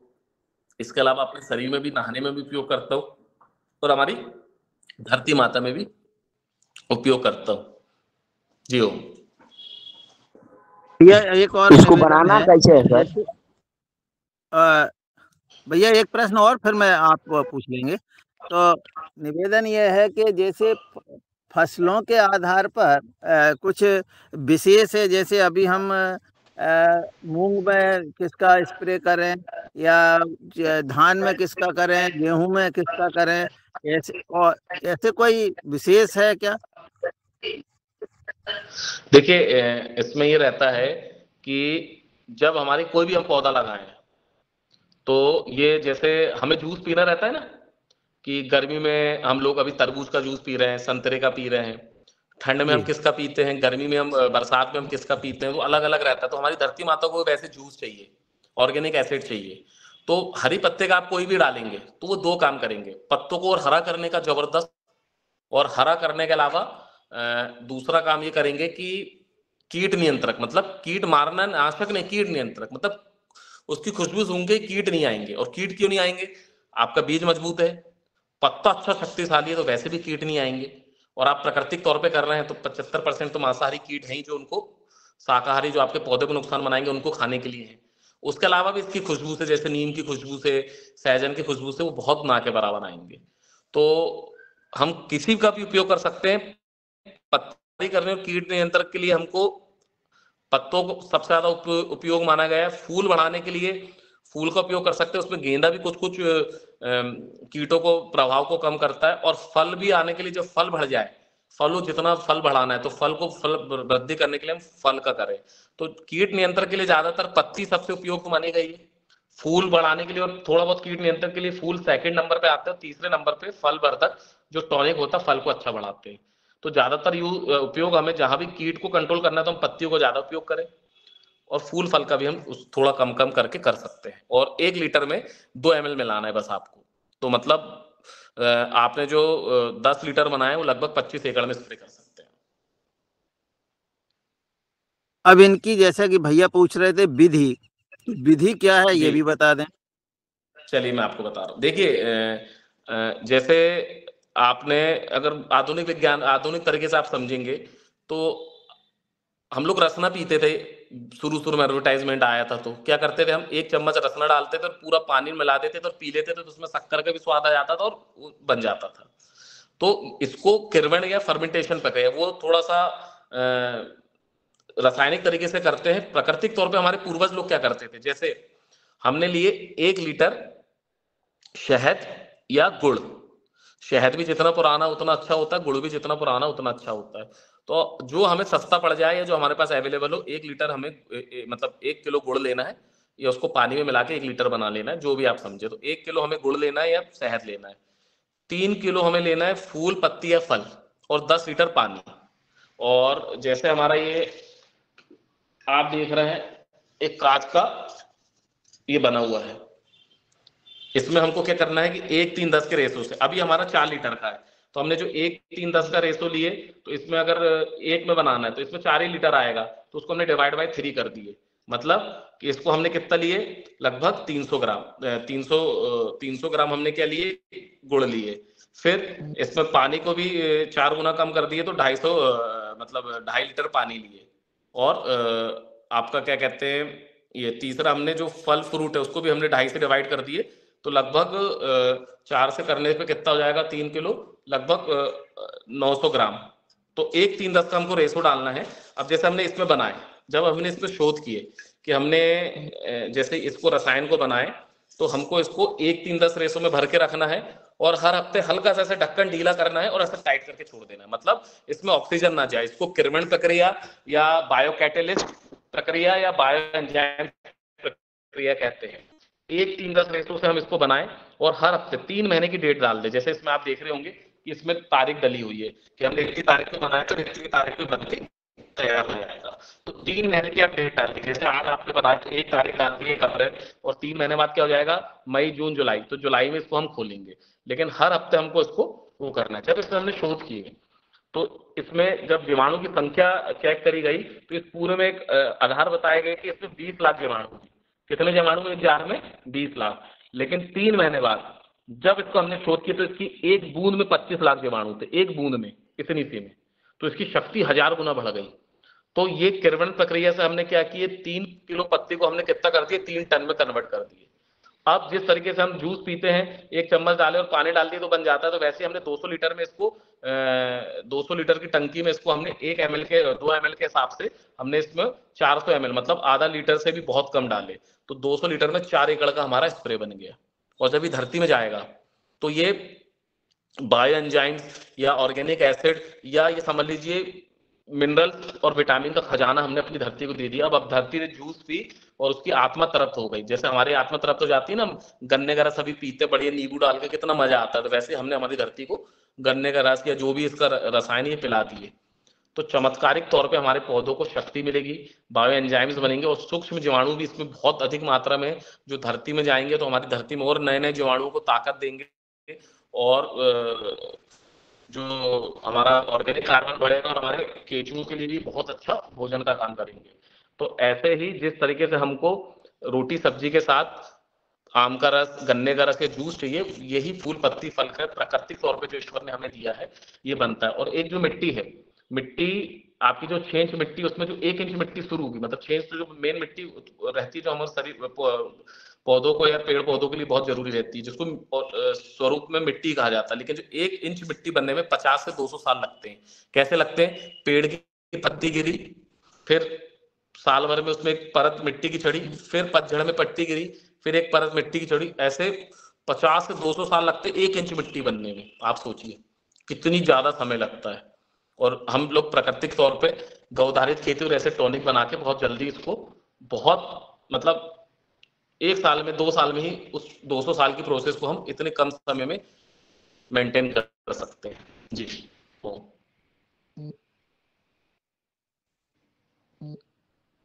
जी ओम भैया प्रणाम। बिल्कुल हम संतुष्ट हुए आपकी बात से। संतुष्ट होकर छोड़ा आपको ओम करना चाहिए ये। चलिए आगे में आदरणीय प्रदीप राज वर्मा। ओम भैया, ओम ओम ओम मेरी आवाज सुनाई दे रही है? मैं पूछ रहा था जी कि आप जो अग्निहोत्र की बात कर रहे थे अभी और गाय के गले पे हाथ फेरने की, तो उसमें गाय के कलर का कोई मतलब है क्या कि काले रंग की गाय होना चाहिए, लाल रंग की होना चाहिए, सफेद रंग की होना चाहिए? कुछ अंतर है क्या इनमें? दूसरी बात देखिए, आज के आधुनिक विज्ञान में तो गौ माता देसी मिल जाए यही बड़ी चीज है। बाकी इसके पीछे भी एक पूरी पीएचडी लिखी हुई है इस बुक में कि कौन सी गौ माता का कौन सा उपयोग है, कौन सी गोत्र की होती है। देखिए हम सब लोगों के गोत्र हैं। क्यों है गोत्र? क्योंकि हम सब लोग गौ पुत्र हैं। आप समझ रहे हैं, गौ से गोत्र निकला है। तो उसके ऊपर एक पूरी पीएचडी एक मोटी बुक है। लेकिन आज के उसमें तो अगर एक देसी गाय मिल जाए तो बहुत बड़ी चीज है। इसके लिए एक बहुत बड़ा है, सबका बहुत बड़ा बड़ा महत्व है। स्वर्ण कपिला होती है, श्वेत कपिला होती है और बहुत अलग अलग उनके गुण हैं। लेकिन यह है कि आज की डेट में अच्छी देसी गौ माता ही मिल जाए तो बहुत सर्वश्रेष्ठ है वो भी। तो वो किताब उपलब्ध है क्या आपके पास? हाँ जी जी, वो मैं आपको, मेरा आप नंबर लिख लीजिएगा, मैं आपको व्हाट्सएप कर दूंगा, आप बुलवा सकते हैं। जी जी अच्छा, दूसरी बात एक और क्वेश्चन था मेरा। ये एंजाइटी है, मान लो किसी को तनाव, के लिए अग्निहोत्र कितना फायदेमंद है? और यदि अग्निहोत्र जहाँ है वहाँ नहीं कर पा रहे हैं, देखिए आप अग्निहोत्र करेंगे भाव से और उसके बाद उस अग्निहोत्र की राख को अगर आप पानी से सेवन करेंगे हाँ, तो एंजाइटी के लिए ये रामबाण इलाज है, चमत्कारिक इलाज है।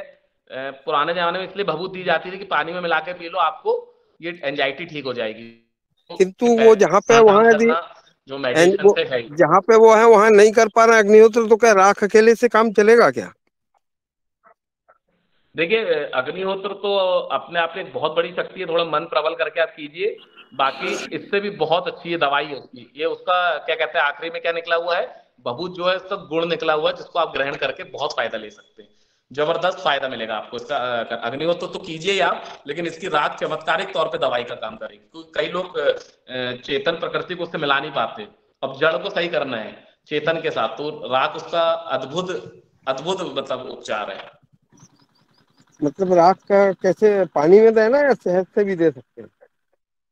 नहीं नहीं, उसको आपको क्या करना है, सबसे बढ़िया है कि 20 लीटर आप मटके में पानी भरिए जी। और 2 चम्मच इसको डाल दीजिए। 1 घंटे बाद वो तलैये से जमीन में नीचे आ जाएगा। हाँ। उसके बाद उस पानी को आप पीजिए, बढ़िया, बहुत अद्भुत परिणाम मिलेंगे आपको। चलिए, बहुत बहुत धन्यवाद।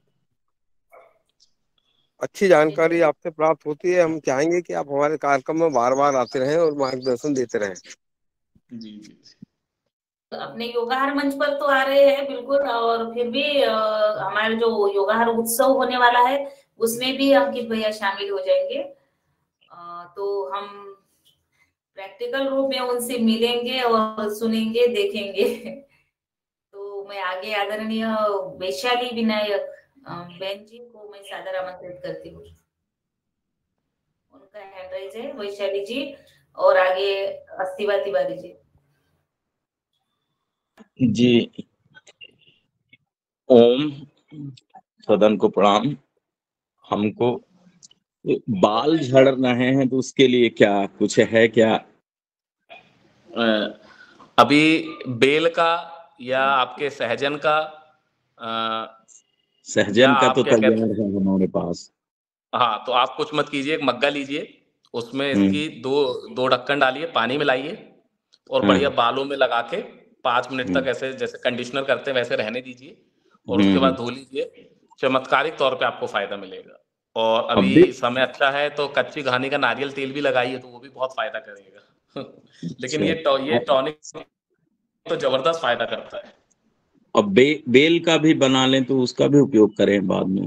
हाँ, अभी सीजन आ ही रहा है बेल का, आप अगले महीने से रखिए, उसको बना के रखिए तो आगे काम आएगा आपके।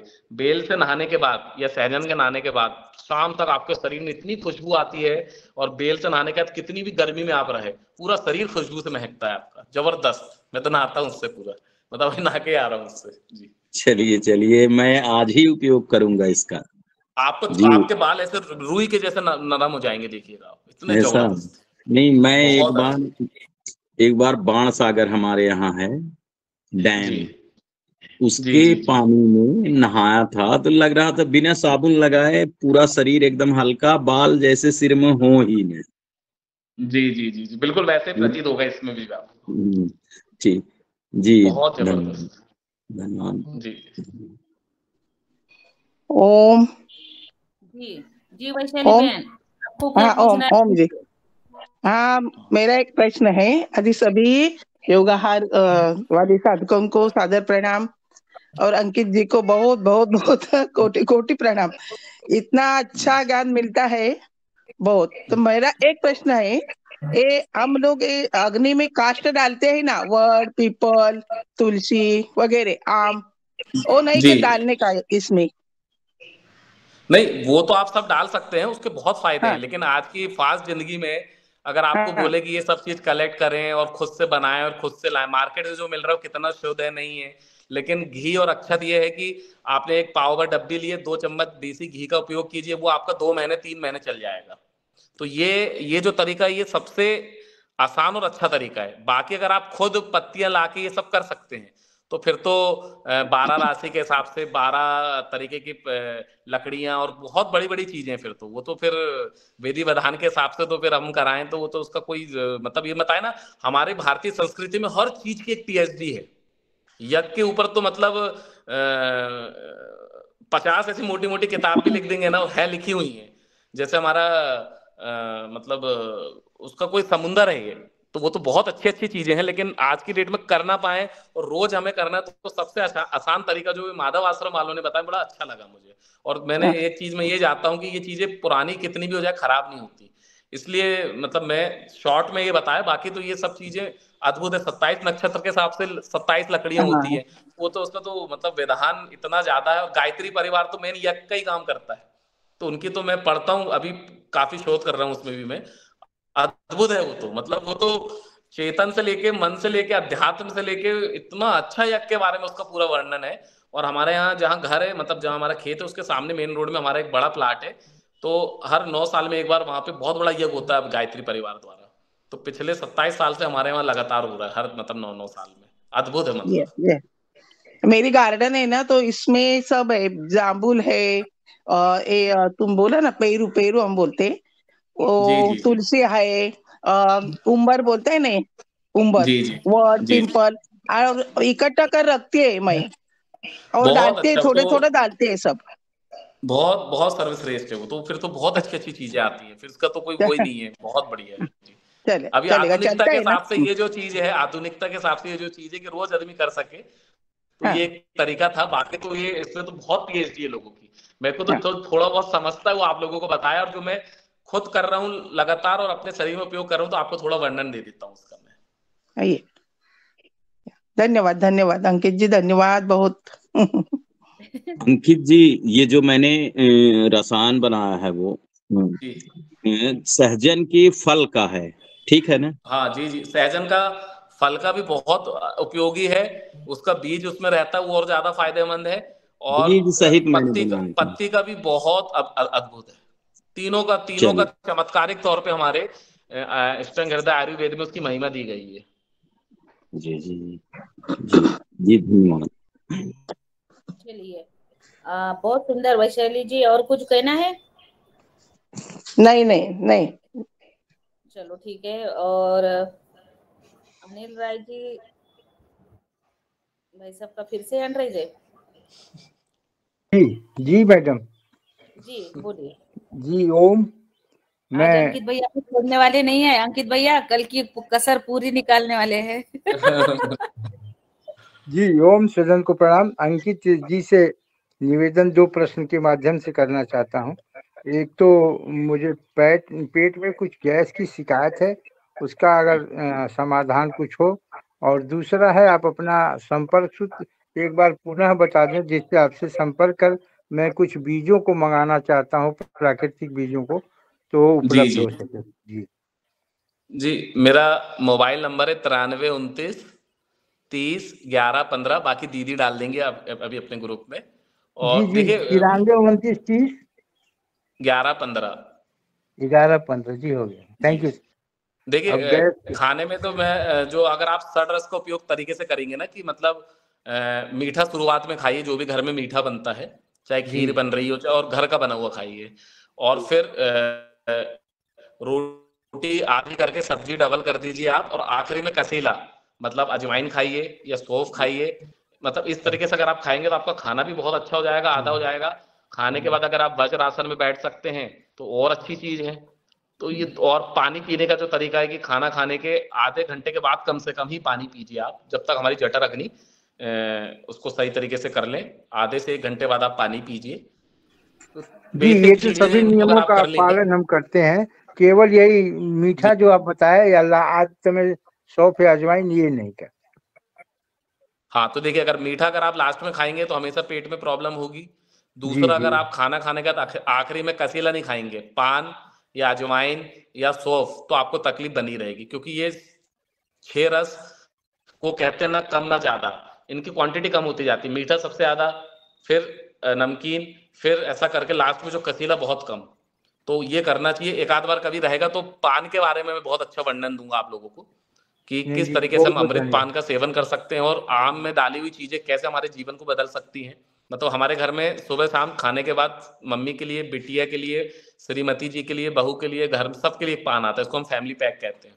पूरा ऐसा पान बनता है हमारे यहाँ, तो उसका अगर आप वर्णन, और हमारे यहाँ कोई मोटा नहीं मिलेगा, इवन सबके पेट में आपको एब्स मिलेंगे, मतलब इतने, मम्मी भी हमारी एकदम फिट है।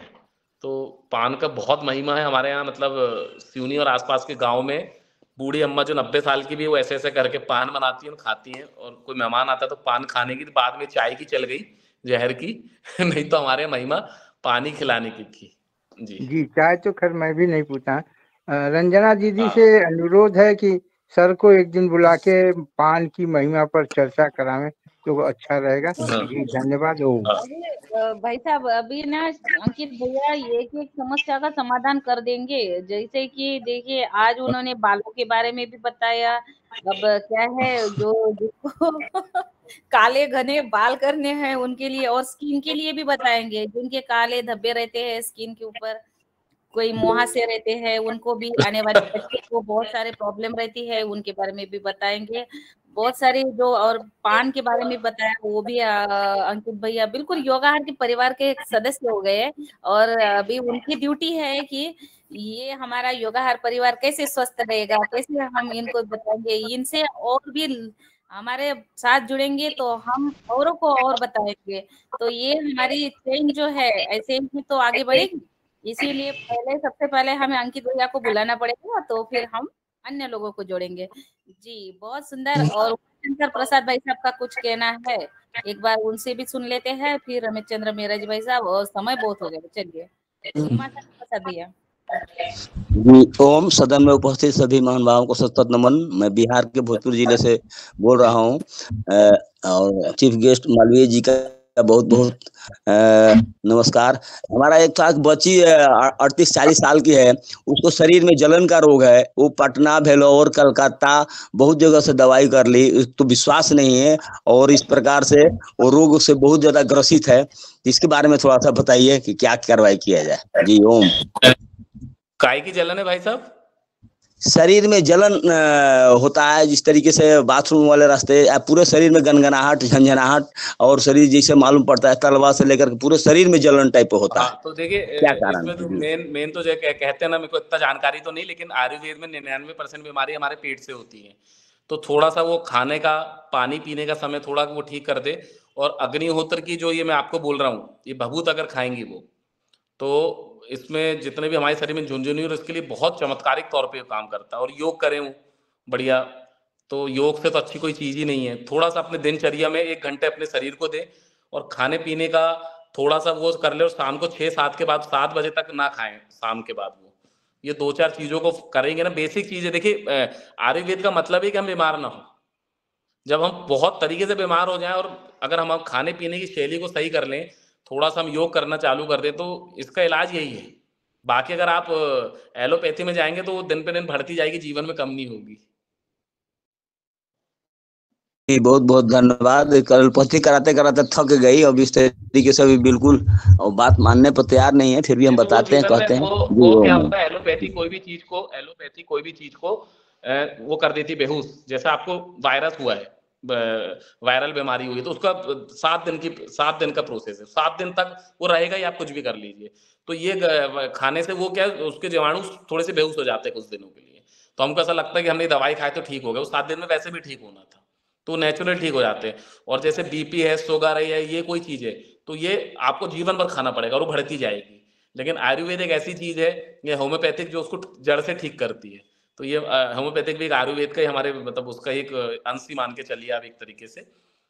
तो ये आयुर्वेद और योग और यही जो खुश रहना और जो हमारी जो बेसिक दिनचर्या, सबसे मैंने हमारी दिनचर्या, ये हमें बीमार बनाती है। इनको हमें श्रवण करना चाहिए। जी जी ओम भैया प्रणाम। आदरणीय अनिल राय जी के संबंध में बताएं। अनिल राय जी अभी हमारे मध्य प्रदेश में यहाँ आए हुए थे भैया अशोक भाई के यहाँ शादी में, और जब उसके लगभग 1 महीने बाद ये तय हुआ कि हम लोगों को आपके यहाँ जाना है, तो उन्होंने रिजर्वेशन करा लिया। परंतु हुआ क्या कि ये जो और बाद में हम लोगों का थोड़ी कुछ ऐसी स्थिति बन गई, हम नहीं जा पाए, तो फिर उन्होंने रिजर्व कैंसिल करवाया। तो ये जो है कहीं अब कहाँ गाजीपुर है, और गाजीपुर से एक बार आ चुके, फिर से आने को तैयार हो गए। तो इनकी जो लगन है वो बहुत जबरदस्त है। हम उनको प्रणाम करते हैं। और निश्चित रूप से अब जब भी अगला कार्यक्रम यहाँ से बनेगा तो हम सब लोग आपके यहाँ आएंगे। जियो जी, आप लोग पधारिए, आप लोगों की आत्मा प्रसन्न हो जाएगी। ओम। जी बिल्कुल। हाँ जी विक्रम भैया। हाँ, सभी योगाहार साधकों को सादर प्रणाम। अंकित जी आपको भी सादर प्रणाम। आदरणीय अंकित जी, एक मेरी माता जी को हर्पिस की समस्या है, काफी समय से 1 वर्ष हो गया है। ये कोरोना जी। के बाद से काफी परेशान है, तो क्या इसमें कोई समाधान है अपने इस योगाहार में? ऐसा आप पधारे हैं तो कुछ ऐसा मार्गदर्शन करें। काय की बीमारी है उनको?